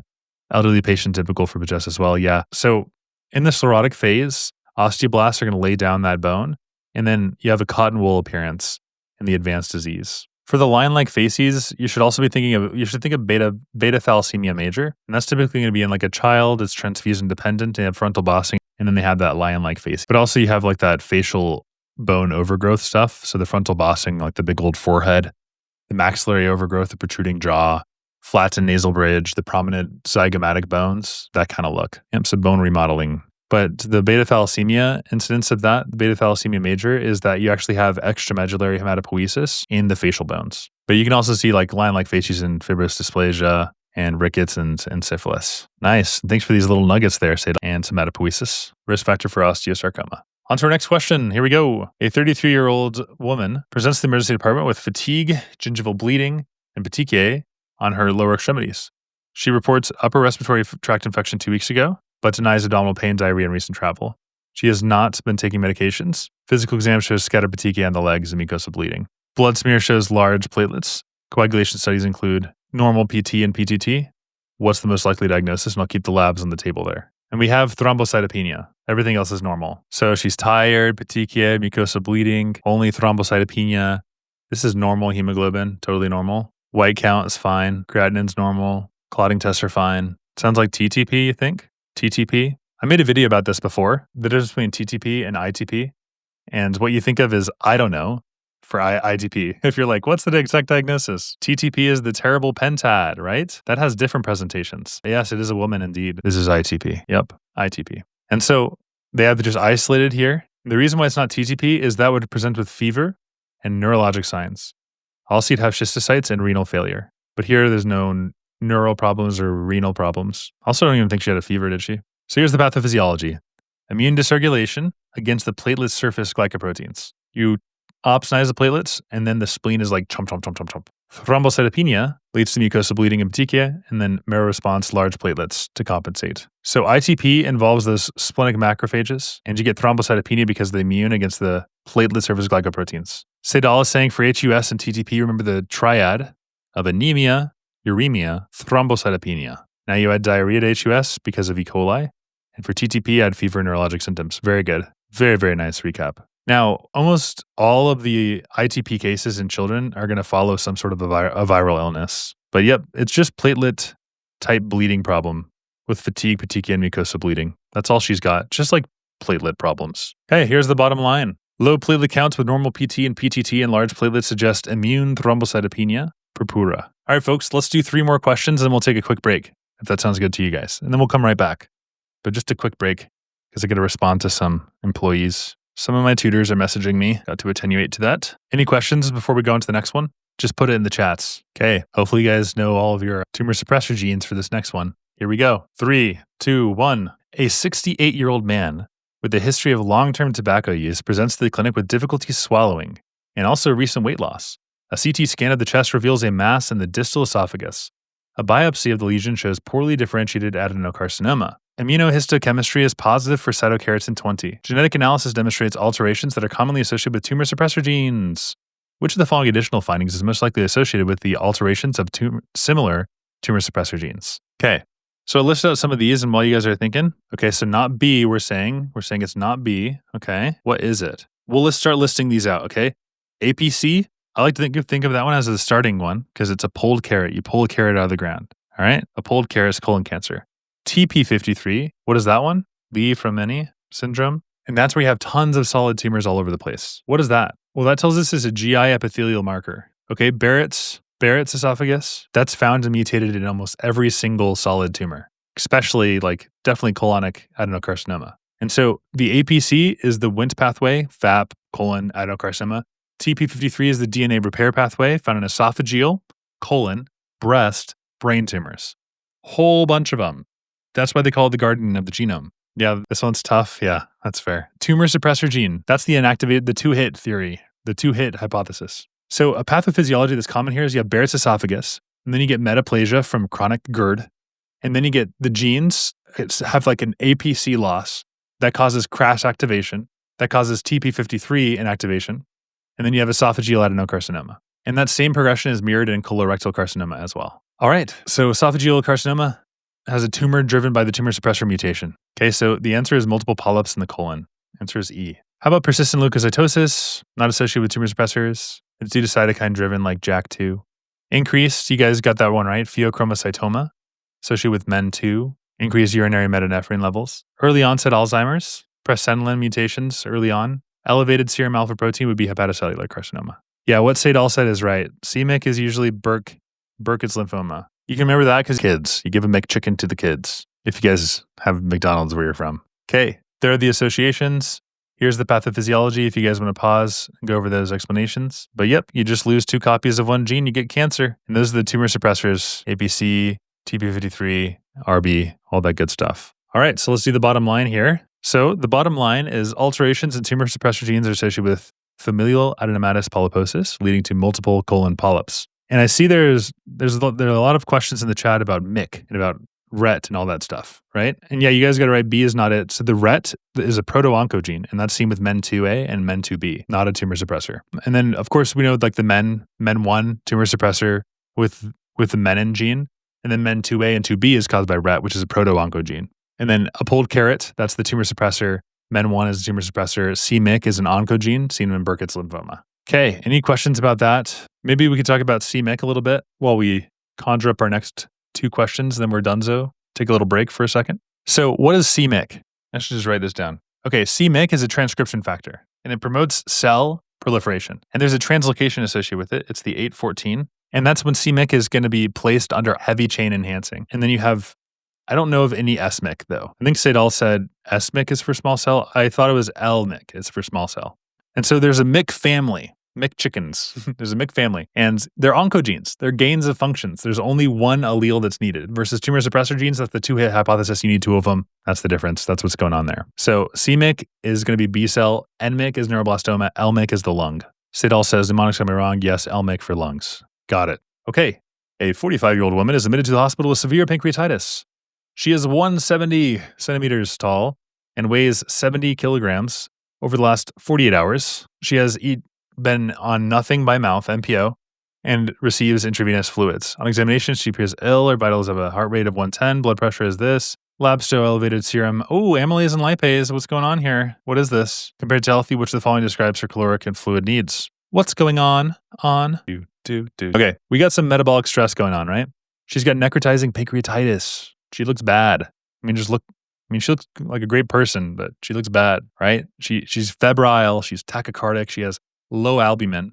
Her body is just breaking down tissue. She's losing protein and she's pushing fluids into the third space. She needs decreased fluid and elevated nutrition, says hematopoiesis. I love that name, by the way. You really just went out there onto Twitch and made your name hematopoiesis. And I love that. What's your dad's name? Ipo? All right. So her body needs more energy to heal. It's losing fluids. And so both caloric and fluid replacements are needed. And so we just got to increase those requirements, nutritional requirements, and also increase the fluid requirements. Yep, say it all, 100%. Nailed it. Okay, that's our answer. It's pretty obvious.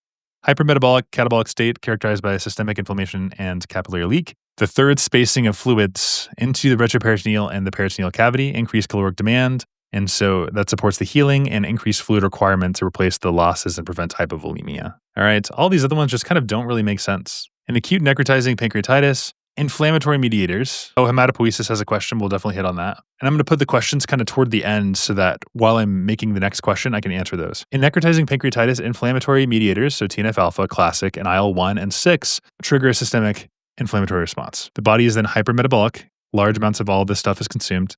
Capillary permeability increases and you have fluid loss in the third spaces, interstitial spaces. The patients are MPS but require aggressive hydration. Okay, SIRS. They got that SIRS going on. Systemic inflammatory response. Third spacing is the loss of the volume, hypovolemia, fluid depletion, loss of albumin. Okay, some associations. Hypokalemia due to fat necrosis, binding of calcium. ARDS from systemic cytokine spillover, increased BUN for inadequate resuscitation. Here's the pathophysiology. Here are the key features as well. Hypermetabolic state, increased caloric needs. And so what's happening is there's severe pancreatitis, and so the body is burning energy at double its normal rate. And the pancreas just floods the bloodstream with enzymes, and it triggers like a super, super massive inflammation. And cytokines open up the capillaries, causes leakage, and that's a process known as third spacing. And regarding your question, wouldn't increased fluids cause edema due to loss of albumin? Yes, that's exactly what happens. That's one thing Step 1 loves to test. Edema does not mean hypervolemia. You can have total body overload and also be intravascularly depleted at the same exact time. And so that's kind of a paradox here, right? Because especially in burn, sepsis, or in this case, pancreatitis, what's actually happening in necrotizing pancreatitis, by the way, is we have increased TNF alpha, increased IL-6, increased permeability. Albumin leaks out, decreases the oncotic pressure, that causes the fluid to flow, right? It's the inflammation. TNF alpha is IL-6, increasing permeability, fluid flow. And so that's what causes the edema and the low intravascular volume, even though they have that really swollen appearance. They still have that low kind of volume. And so even though the patient looks, they're all red, their circulating volume is low, which means they still need aggressive fluid resuscitation, right? Burns, for instance. They love to test on this, by the way. Burns, lots of edema, still need fluids. Nephrotic syndromes, total body edema, low plasma volume, still need fluids. Pancreatitis, retroperitoneal third spacing, right? Decreased albumin, leaky vasculature, still need it, right? So give IV fluids to maintain the perfusion. Also, you got to correct the albumin loss, only in selected cases though, like cirrhosis or massive leaking. Okay. And by the way, thanks for the sub, Martins. Thanks for the sub. Appreciate it. All right. And I love this concept, by the way. Third spacing just seems like such a cool name. I like that idea. Third spacing. It's the fluid that shifts out of the vascular space into the non-functional compartment, and it can't even be used for perfusion. It's not in the cells, right? It's not intracellular. It's not in the blood. That's intravascular. It's in the third space. It's in the twilight zone, interstitial peritoneal or retroperitoneal. One of those places, the third space. I get goosebumps just talking about it. Look, the third space. I got to write a poem about that. Oh, life is so good. Okay, on to our bottom line.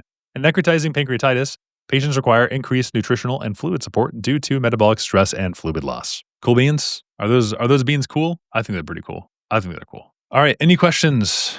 Any questions before we move on to the final question before our little break? I'm already scaring people just by writing electrodes. Even worse. This one's going to be about sensory neural and conductive. Hey, Saswan. Ooh, good question. Good question. How do we know? So for those of you who are on YouTube watching this later, Saswan just asked, how do we know it is necrotizing, not just pancreatitis? That is a good question. So I'll answer that one before we do this next question.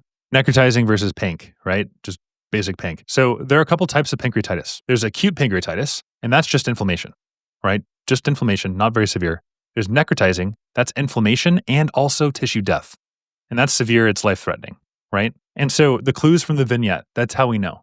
One, they tell us that the CT scan says so. In that question, they said the abdominal imaging confirmed it, right? That's the most direct confirmation. They're just going to show, if the CT shows non-enhancing pancreatic tissue, then it's necrosis. Okay, so that's the first thing. That's always the most definitive diagnosis. And they just told you that in the question stem.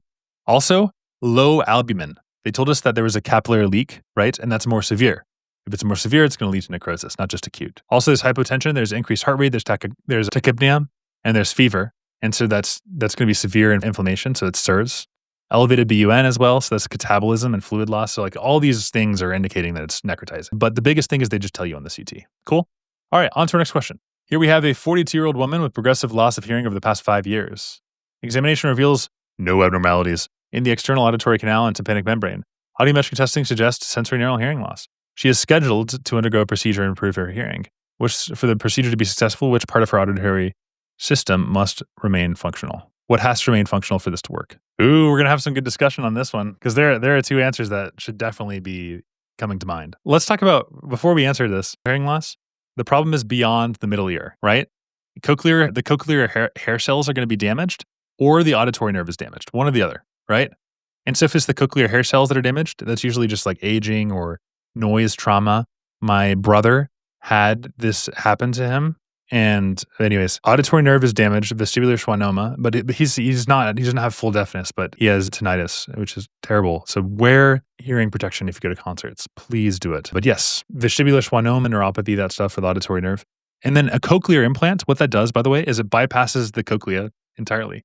And so you have an external microphone that picks up the sound, and then the internal electrode sends the electrical impulse, and these impulses stimulate the auditory nerve directly, okay? It stimulates the auditory nerve directly. And they're doing that to improve her hearing. So yeah, no cochlea is required, but the nerve must work. Bottom line, has to. But I did like how you were thinking about cochlea. So now we know our answer is auditory nerve, right? It has to work. Sensory neural damage to the cochlea or the auditory nerve. And cochlea is a great answer. It's a fine cell. It's a fine answer. Cochlear implants. But like the true best answer is if it's going to be an improvement that's going to help her out, then it's going to be the auditory nerve. Because this is going to be hair cell damage, but this bypasses the cochlea with the actual procedure. And so I liked that you were thinking about cochlea because it tells you you're thinking about the two ways that you could damage in sensory neural hearing loss, which we've talked about. Central processing for auditory cortex, it'd be independent of that. Tympanic is otitis, not needed. Similarly, tympani and stapedius involved in sound dampening, not essential. Cool? Okay. Any questions on that one? Here's the bottom line. Cochlea must remain functional for successful hearing improvement in sensory neural hearing loss. All right, guys, we're going to take a quick break. Take a break. I am on my way. There's a little surprise before supper and I cannot wait. Let's dive right in. A 30-year-old man presents to the emergency department with confusion, abdominal pain, and vomiting. For the past day, he has a history of type 1 diabetes and admits to missing his insulin doses for the last few days. On examination, his blood pressure is 100/70, his heart rate is 10 beats per minute, respiratory rate is 24 breaths per minute, and we have blood glucose of 550. Serum bicarb is 12, and positive serum ketones. After starting fluid and insulin therapy, his condition significantly improves. Which of the following pathways is most likely activated as a result of insulin administration? And I know here we can kind of see the answer, but what's happening here is that without insulin, the body thinks that it's starving, right? And so diabetic patients, they break down fat and then make ketones. And then because of all those ketones, they go into acidosis. So if we give insulin, then the metabolism, it flips into storage mode. It's like, oh, finally, we got some glucose. And so the first thing it does is promote glycogen synthesis in the liver and also in the muscle. And also it's going to shut down lipolysis and gluconeogenesis. So glycogenesis, make the glycogen. That's our correct answer. So they have DKA. And how do we know this? Polyuria, abdominal pain, small breathing, high glucose, ketonemia, metabolic acidosis. Insulin therapy rapidly reverses DKA by suppressing ketogenesis, halting gluconeogenesis, and promoting anabolic pathways. Glycogenolysis would be glucose release, so it's the opposite of storage.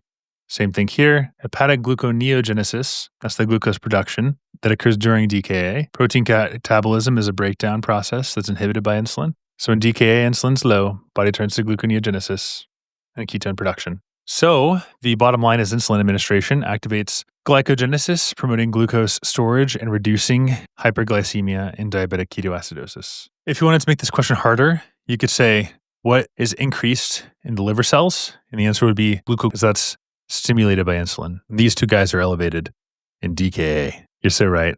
USMLE loves that glucokinase factoid. You love it. Yep, glucokinase is involved in the sensing in the liver and the pancreas. It detects the high levels of glucose in the bloodstream, and it catalyzes the phosphorylation of glucose to glucose 6-phosphate, which is the first step in glycolysis, which converts the glucose into energy, which you don't need. Also, another thing with diabetes is the small breathing. That's when you have the deep, labored, rapid breathing, hyperpnea. Small breathing is air hunger because your body has too many hydronium ions, and so it compensates by trying to blow off the CO2, which is acidic, through hyperventilation. Got to raise that pH is what the body thinks. Okay, on to our next question. A 50-year-old man with a history of hypothyroidism presents to the clinic for a routine follow-up. He has been taking levothyroxine for the last 5 years with stable thyroid function tests. Recently started experiencing fatigue and weight gain, despite unchanged medication adherence. On examination, his blood pressure is 130/80. His heart rate is 72 beats per minute. BMI is 28. Lab tests reveal the following. TSH is going to be elevated. It's normally 0.5, or rather, TSH is normal between 0.5 and 4.5. Free T4 is normal, and newly elevated cholesterol levels. He mentions he started taking a new calcium supplement daily, which the following is the explanation for his current symptom. So he's taking calcium. Hey, he's got some kind of almost normal thyroid labs, but it seems like he's got some absorption differences, and he has hypothyroid symptoms because of the weight gain. So what's going on in your boy? What does your boy have? Well, calcium actually interferes with levothyroxine absorption. And so TSH can appear normal, but they're functionally hypothyroid. And so it's the decreased absorption of levothyroxine. Because calcium supplements are the cause of malabsorption of levothyroxine by binding the drug in the gut. Nice. Yeah, you nailed it. Good job, Sedal. Nice. Sedal says calcium usually decreases levothyroxine. recyclings, and fluoroquinolones. Nailed it. Nice. 100%. That is beautiful. Yeah, and this is actually interesting from an evolutionary perspective too, because the thyroid hormones like T4, for instance, they evolved to be very potent metabolic regulators. They're like highly protein bound, low concentration, very slow acting, but they have some interesting feedback loops because early on when we were evolving, we had rapidly changing environmental conditions like food scarcity and cold weather, things like that. And any slight disruption to bioavailability, like for instance, if you all of a sudden you have calcium competing, that could mimic a famine, right?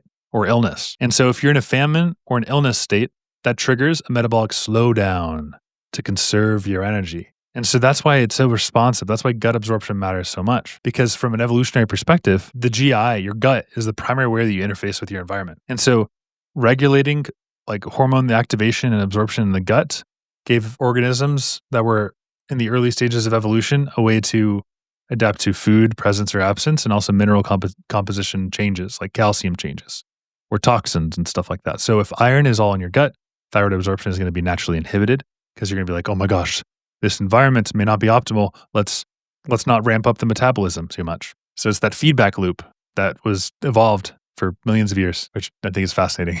Yeah, it's like, that's why humans today, we have to take oral synthetic hormones because we're still relying on a system that wasn't designed for this new delivery route. It's crazy. So the body basically interprets failed thyroid hormone absorption as a signal to conserve energy because of the survival mechanism there. All right, I go on diatribes here just because I love evolutionary biology. Calcium supplements bind levothyroxine in the gut, impairing absorption. Levothyroxine must be taken on an empty stomach for reliable absorption. Calcium, iron, and all these things can bind and interfere with it.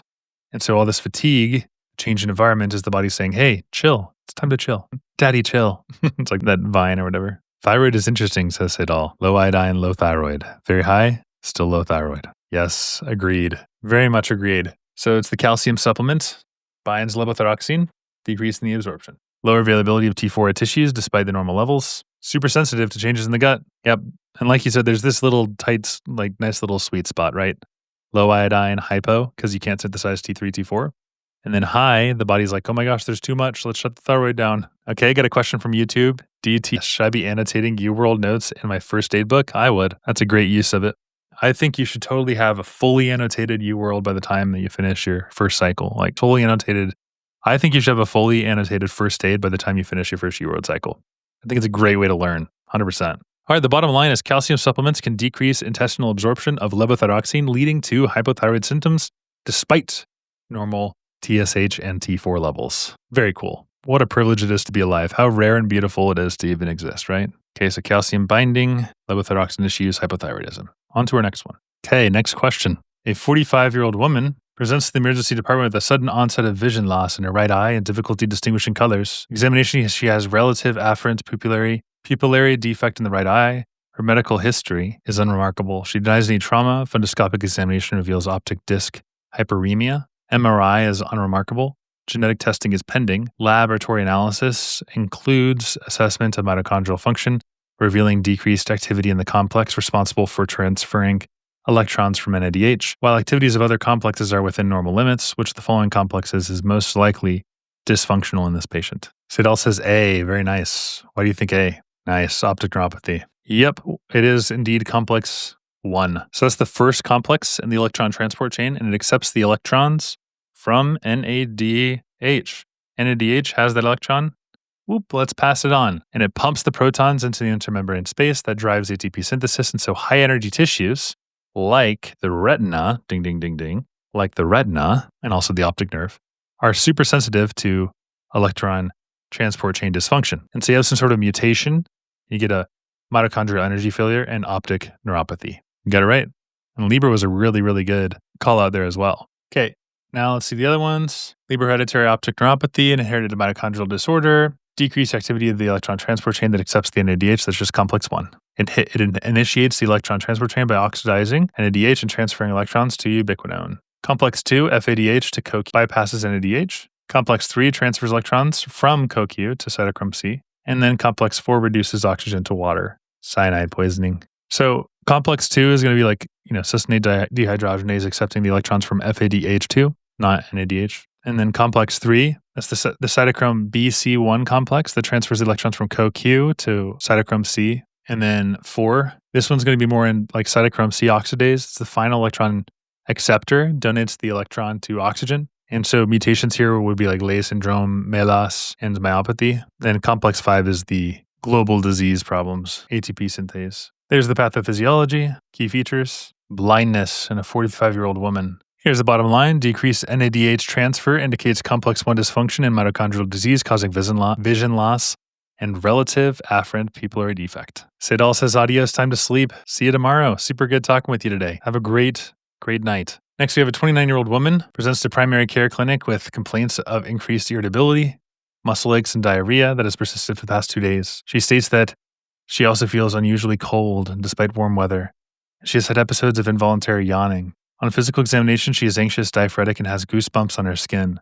Her vitals are as follows. Temperature, 98.6. Heart rate, 88. Blood pressure, 124/80. Respiratory rate, 16. Patient reports no significant medical history, except for a recent period of stress after losing her job. She denies alcohol, but admits to occasional substance use. Based on this, which of the following? She's most likely experiencing withdrawal from which of the following substance? Yep, you got it, Sedal. Sounds like opioid withdrawal. Sedal's last comment from the deep, dark depths of the bed. It does sound like opioid withdrawal because check it out. Here it is. I've highlighted some aspects of this question, but just on hearing the presentation alone, you're able to diagnose this as opioid withdrawal. Very good. It's the yawning, the chills, the goosebumps, opioid withdrawal. You have autonomic symptoms as well.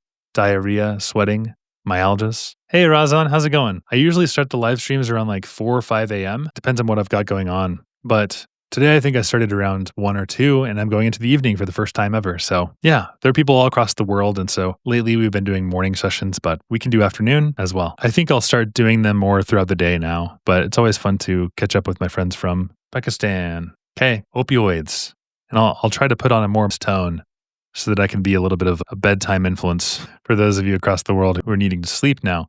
But opioids, right? So muscle aches, diarrhea, and cold intolerance, yawning, diaphoresis, and anxiety, and piloerection. So it's that GI distress, sympathetic overdrive, and the yawning. Okay, nicotine withdrawal would cause irritability, craving, and insomnia. Cocaine withdrawal, crash, hypersomnolence, depression. Pretty much the opposite of cocaine, right? Methamphetamine, depression, psychomotor slowing, hypersomnolence. That's what we're wishing for Sedal right now, hypersomnolence. Cannabis causes irritability, insomnia, and also decreased appetite. Okay, so there are distinct withdrawal symptoms for a variety of substances. Cannabis withdrawal can make you tired. Methamphetamine withdrawal can cause hypersomnolence and depression. Hypersomnolence and depression. Cocaine, hypersomnolence, depression as well, and also crash. So the yawning is the parasympathetic tone rebound. Piloerection is a non-adrenergic excess. Diarrhea is due to a loss of that opioid-induced tone, hyperactivity, loss of analgesics and muscle aches. Okay, this is the pathophysiology, which I think is most important. You have chronic opioid use, leads to an activation of the mu-opioid receptors, and then causing decreased CAMP and decreased norepinephrine.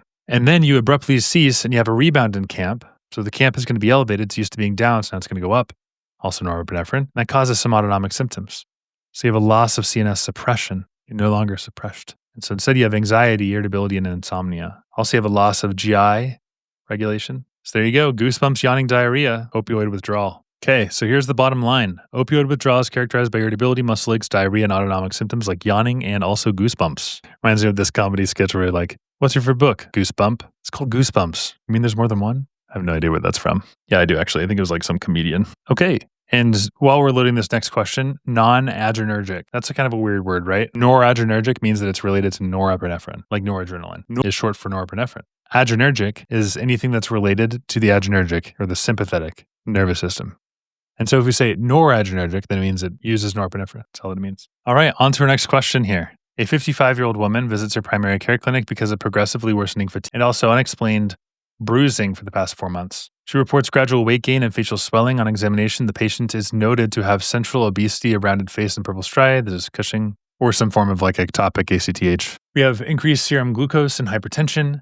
Overnight low-dose dexamethasone suppression test. That makes sense. There's no suppression of cortisol levels. So that means there has to be some sort of an ectopic source since there's no suppression and there's no pituitary involvement. A high dose similarly shows no suppression. Well, hypertension, glycemia, striae, all that shows you that there's like cortisol excess. That's what's happening here.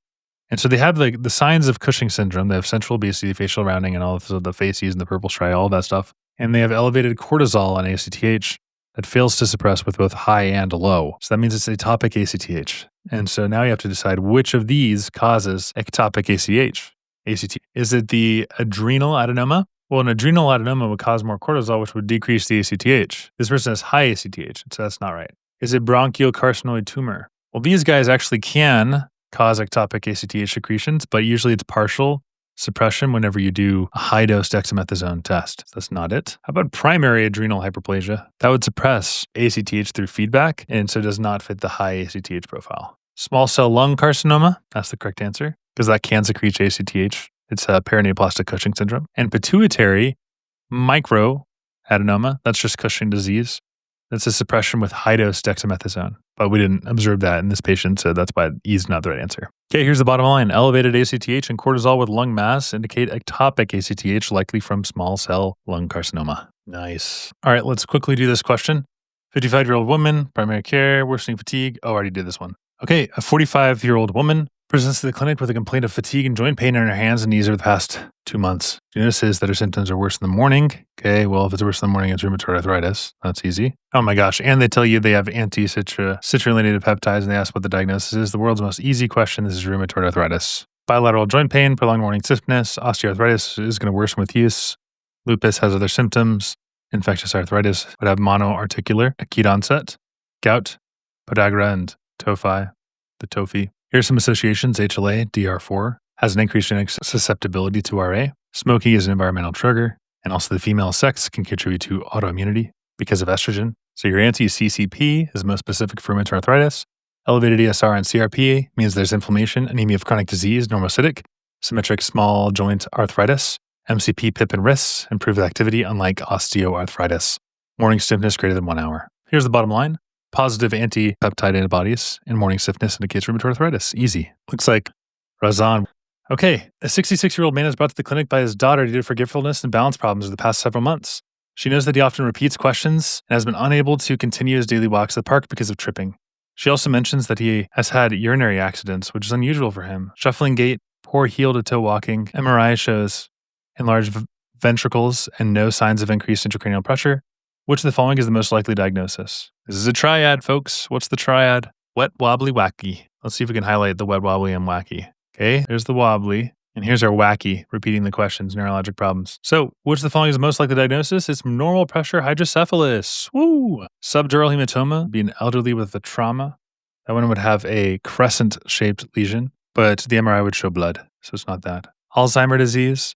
Early memory loss, cortical atrophy would be seen there. Progressive supranuclear palsy. That would not explain the urinary symptoms. Multiple system atrophy, like Parkinsonism, autonomic failure. There's no tremor, there's no rigidity, there's no orthostatic hypotension that's described here. And there's also no MRI evidence for any cerebellar brainstem atrophy, so that can't be right. The answer is indeed C. Here's the bottom line. Normal pressure hydrocephalus is characterized by the triad of gait disturbance, cognitive dysfunction, and urinary incontinence. I love this chair, but I think it needs more lower back support. All right, on our next question, a 40-year-old man presents to the primary care physician with frequent episodes of abdominal pain and hematuria. He reports a history of multiple kidney stones.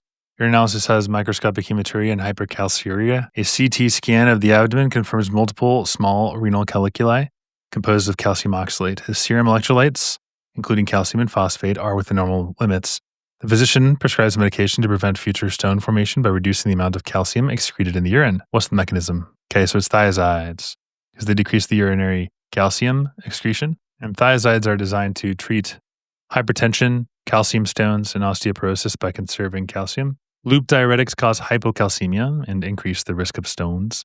And the low sodium diet would enhance thiazide effect of calcium retention. Here's some trap answers and why they're wrong. Citrate actually inhibits stone formation by binding calcium. So if you increase the reabsorption, it would reduce the urinary citrate and worsen the stones. Let's test this out. So as it says here, citrate and oxalate can bind to dietary calcium in the GI tract, forming insoluble complexes, preventing calcium absorption, which can lower systemic calcium levels. So the thiazides inhibit the sodium chloride in the DCT, so you have less absorption in the distal tubule, and you have decreased intracellular sodium, and that increases the activity of the sodium-calcium exchanger on the basolateral side. And then calcium reabsorption from the tubular fluid is going to be increased, and then you have decreased urinary calcium.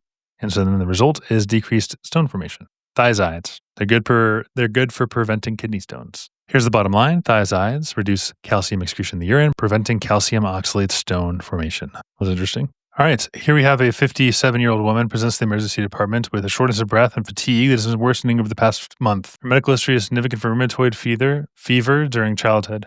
Physical exam reveals a diastolic murmur or rumble best heard over the apex of the heart on one of the cardiac valves. The patient is diagnosed with valve stenosis. A surgical intervention is planned. Which valve is affected? K. Well, mitral stenosis is the sequelae of rheumatoid heart disease, and a diastolic rumble over the apex is going to be mitral valve pathology, so the answer is mitral. They had rheumatoid fever and diastolic, so it's mitral stenosis. Now you can pause and read all these other answers. Rheumatoid fever is an autoimmune attack on the valves. It's a type 2 hypersensitivity reaction. Here's the bottom line. Diastolic rumble at the apex indicates mitral stenosis, often due to rheumatoid heart disease. All right, a 36-year-old woman undergoes an elective laparoscopic cholecystectomy under general anesthesia. Propofol is used, and succinylcholine is administered to facilitate the intubation. Surgery is uncomplicated, but in the recovery room, the patient remains paralyzed and cannot breathe spontaneously, even though she is fully aware and following commands approximately 90 minutes after surgery. Vital signs are stable and no abnormalities are noted. Family history reveals her mother experienced similar things. What explains this? This is a deficiency in pseudocholinesterase. So they wake up from anesthesia, but they're paralyzed. They can't breathe either. That's because of this enzyme deficiency. So they receive succinylcholine, which is a depolarizing paralytic. Normally that's cleared within minutes by the plasma pseudocholinesterase. And if that's deficient, it's not cleared. So she's paralyzed even after an hour. So succinylcholine is a depolarizing neuromuscular blocker metabolized by pseudocholinesterase. It's inherited enzyme deficiency. Should be about 5 to 10 minutes. This is 90 minutes. So the bottom line is prolonged paralysis after succinylcholine suggests pseudocholinesterase deficiency. 28-year-old male presents to the clinic with painless swelling of the left testes. Then they're just going to ask, hey, which group of lymph is going to be the first site of metastasis? The answer is always the periaortic. Super easy. Pair of testes, periaortic. Testicular cancer stops there. Retroperitoneal. You have a painless testosterone mass. Hypoechoic solid. Think of a testicular germ cell tumor. Periaortic. Because the testes develop retroperitoneally as they descend. And so they're going to drain upward to the periaortic. Very easy. Here's the bottom line. Testicular cancer typically metastasizes first to the periaortic lymph nodes due to its lymphatic drainage and embryologic origin. Paratestes, 122. All right, 65-year-old woman presents to the clinic with complaints of urinary retention following abdominal surgery. She's got a distended bladder, and you're initiating pharmacotherapy to address her symptoms. How do you do that? It's a direct muscarinic agonist that targets the M3 receptors to stimulate it. Now, notably, atropine is a muscarinic antagonist, so it inhibits the muscarinic receptors, and that causes urinary retention. Ipratropium is for asthma. Pralidoxime is an organophosphate antidote, reactivates acetylcholinesterases, and cholinergic toxicity doesn't stimulate muscarinic receptors directly. And muscarinic receptors are a type of acetylcholine receptor, part of the parasympathetic. So it's the rest and digest. Activated by acetylcholine, and it's blocked by atropine and scopolamine. Those are anticholinergics. They're found on organs, not muscles. Sasan says, I remember it. Bethanechol for bathroom call. That's awesome. I've never heard that before. Bethanechol for bathroom call. That is so good. Wow. I'm going to remember that forever. That is amazing. Yeah. What's crazy is so many elderly patients develop some form of urinary retention after surgery. So you got to stimulate the parasympathetics, especially the M3 muscarinics. So bethanechol effectively stimulates bladder function by acting on muscarinic receptors in post-surgical urinary retention. Now watch this. I'm going to type in the chat IvyTutor with an exclamation mark, and then I'm going to say, explain simply what is muscarinic. And now the chat will appear up here, and then you'll get a response as well from an AI agent that is trained to help you on step 1. Here it is. There's the response. Type of acetylcholine receptor found in the body. G protein coupled receptors responding to acetylcholine. Activating muscarinic receptors. They have a variety of effects depending on their location. M2 on the heart stimulates glandular secretions. M3 on salivary glands, and M3 receptors in gastrointestinal tract. Very cool. So you have your own IvyTutor here in the Twitch chat. You guys can try out that function if you'd like. X IvyTutor space whatever your question is. Now we have a 36-year-old man brought to the emergency department by the police after being involved in a physical altercation at the bar. This is his third arrest in the past 6 months, with previous offenses including stealing from a convenience store and damaging property. The patient is notably unconcerned. What does he have? He's antisocial, 100%. He's a bad, bad boy. Antisocial involves pattern of disregard for violation of rights of others since age 15. Yeah, all this stuff is just totally antisocial. Borderline unstable relationships. I knew somebody with borderline. She is not good. Narcissistic, grandiosity, need for admiration. Dependent, clinging, fear of separation. Obsessive compulsive is perfectionism. Weird, wild, worried. This is wild. Truancy, aggressive behavior. In a team would be conduct disorder. No remorse or empathy is antisocial. Multiple arrests, antisocial traits. Expelled from school, early onset. So, antisocial, characterized by disregard for others, lack of remorse, and repeated legal issues. I think it's wonderful. It's an interesting illustration of how our will is limited and constrained by our biology, which should be obvious to anybody who is familiar with neuroscience. Multiple arrests is literally one of the factors which sways you toward thinking it's antisocial. Yet we stigmatize so heavily in our society. I'm going to do this one really quickly. It's just saying, hey, intention to treat, what's that all about? And that's where you measure the results, not by anything other than if they signed up and started to do it. So you can get some wacky results that way, but it's a way of preserving the randomization process. This is super easy. Basically, just include every participant, regardless of if they finish it all. It's just the intention to do it is what seals the deal. Super easy question. Not going to spend a lot of time on it. I'll do one more and then we'll have another quick break. 22-year-old woman presents the emergency department with a 24-hour history of high fever, severe headache, and generalized muscle pain. She reports recently returning from a hiking trip in the Rocky Mountains. Her vital signs show a temperature of 101.8. Heart rate is 105 per minute. Respiratory rate is 20 per minute. Blood pressure is 115/75. On physical examination, she appears uncomfortable and is diaphoretic without any rashes. The physician suspects infection transmitted ticks native to the region. What's the treatment? Was it a tick-borne illness from the Rocky Mountains or ehrlichiosis? Saswan says A, binding to ribosome RNA and interrupting amino acyl tRNA attachment. Any second guess? And still you with doubt. Rocky Mountain. You're 100% right. Binding the ribosomal RNA, interrupting the amino acyl tRNA attachment. Very, very good. So Rocky Mountains and fever and headache and leukopenia. Transaminitis, ehrlichiosis. This is ehrlichiosis or anaplasmosis. Tick-borne, there's no rash. The treatment is doxycycline. And doxycycline, the mechanism of action is it binds to the 30S ribosomal subunit and it blocks amino acyl tRNA attachment. That's what it does. Inhibition of the cell wall synthesis through the beta-lactam. That's the mechanism of fluoroquinolones. Interference with bacterial folic acid metabolism. That's the sulfonamides, trimethoprim. Not going to be used for ehrlichiosis. Inhibition of bacterial cell membrane function. If you're inhibiting the bacterial cell membrane function, that's going to be like daptomycin. It's used for gram-positive infections like MRSA, not tick-borne pathogens. So it comes from the Rocky Mountains. Treat with doxycycline. Ehrlichiosis chafensis. Transmits ehrlichia, which infects the monocytes. Lone Star tick. You got to avoid TMP and SMX. Causes worse outcomes. Ehrlichia and anaplasma are their obligate intracellular bacteria. And so they do not reliably, TMP and SMX are not going to be able to reliably penetrate the intracellular compartments. And so it can't actually reach the bacteria inside of the monocytes and the granulocytes. And so it interferes with the host immune response. It's just bad. Don't use TMP, SMX. All right, here's the bottom line. Rocky Mountain spotted fever requires doxycycline for effective treatment targeting bacterial protein synthesis. And that's ehrlichiosis. Well, I think this is a good stopping point for now. Hopefully you guys have enjoyed this 5-hour stream. I might be logging on later, but in the next live stream, I'll definitely be covering 125 onwards to 150 and then 150 to 200. So thank you everybody for joining. If you're watching this on YouTube later, then please be sure to like and subscribe. It really helps out the channel. Once we get to 1,250, I'll be releasing IvyMed's medical library. And then once we get to 1,500, I'll be releasing the first bit of the question bank. Again, all of that is going to be free. Very exciting. If you want tutoring, visit IvyTutoring.net. And that's all I got for you. Hopefully you guys have an amazing rest of your day. Bye Twitch.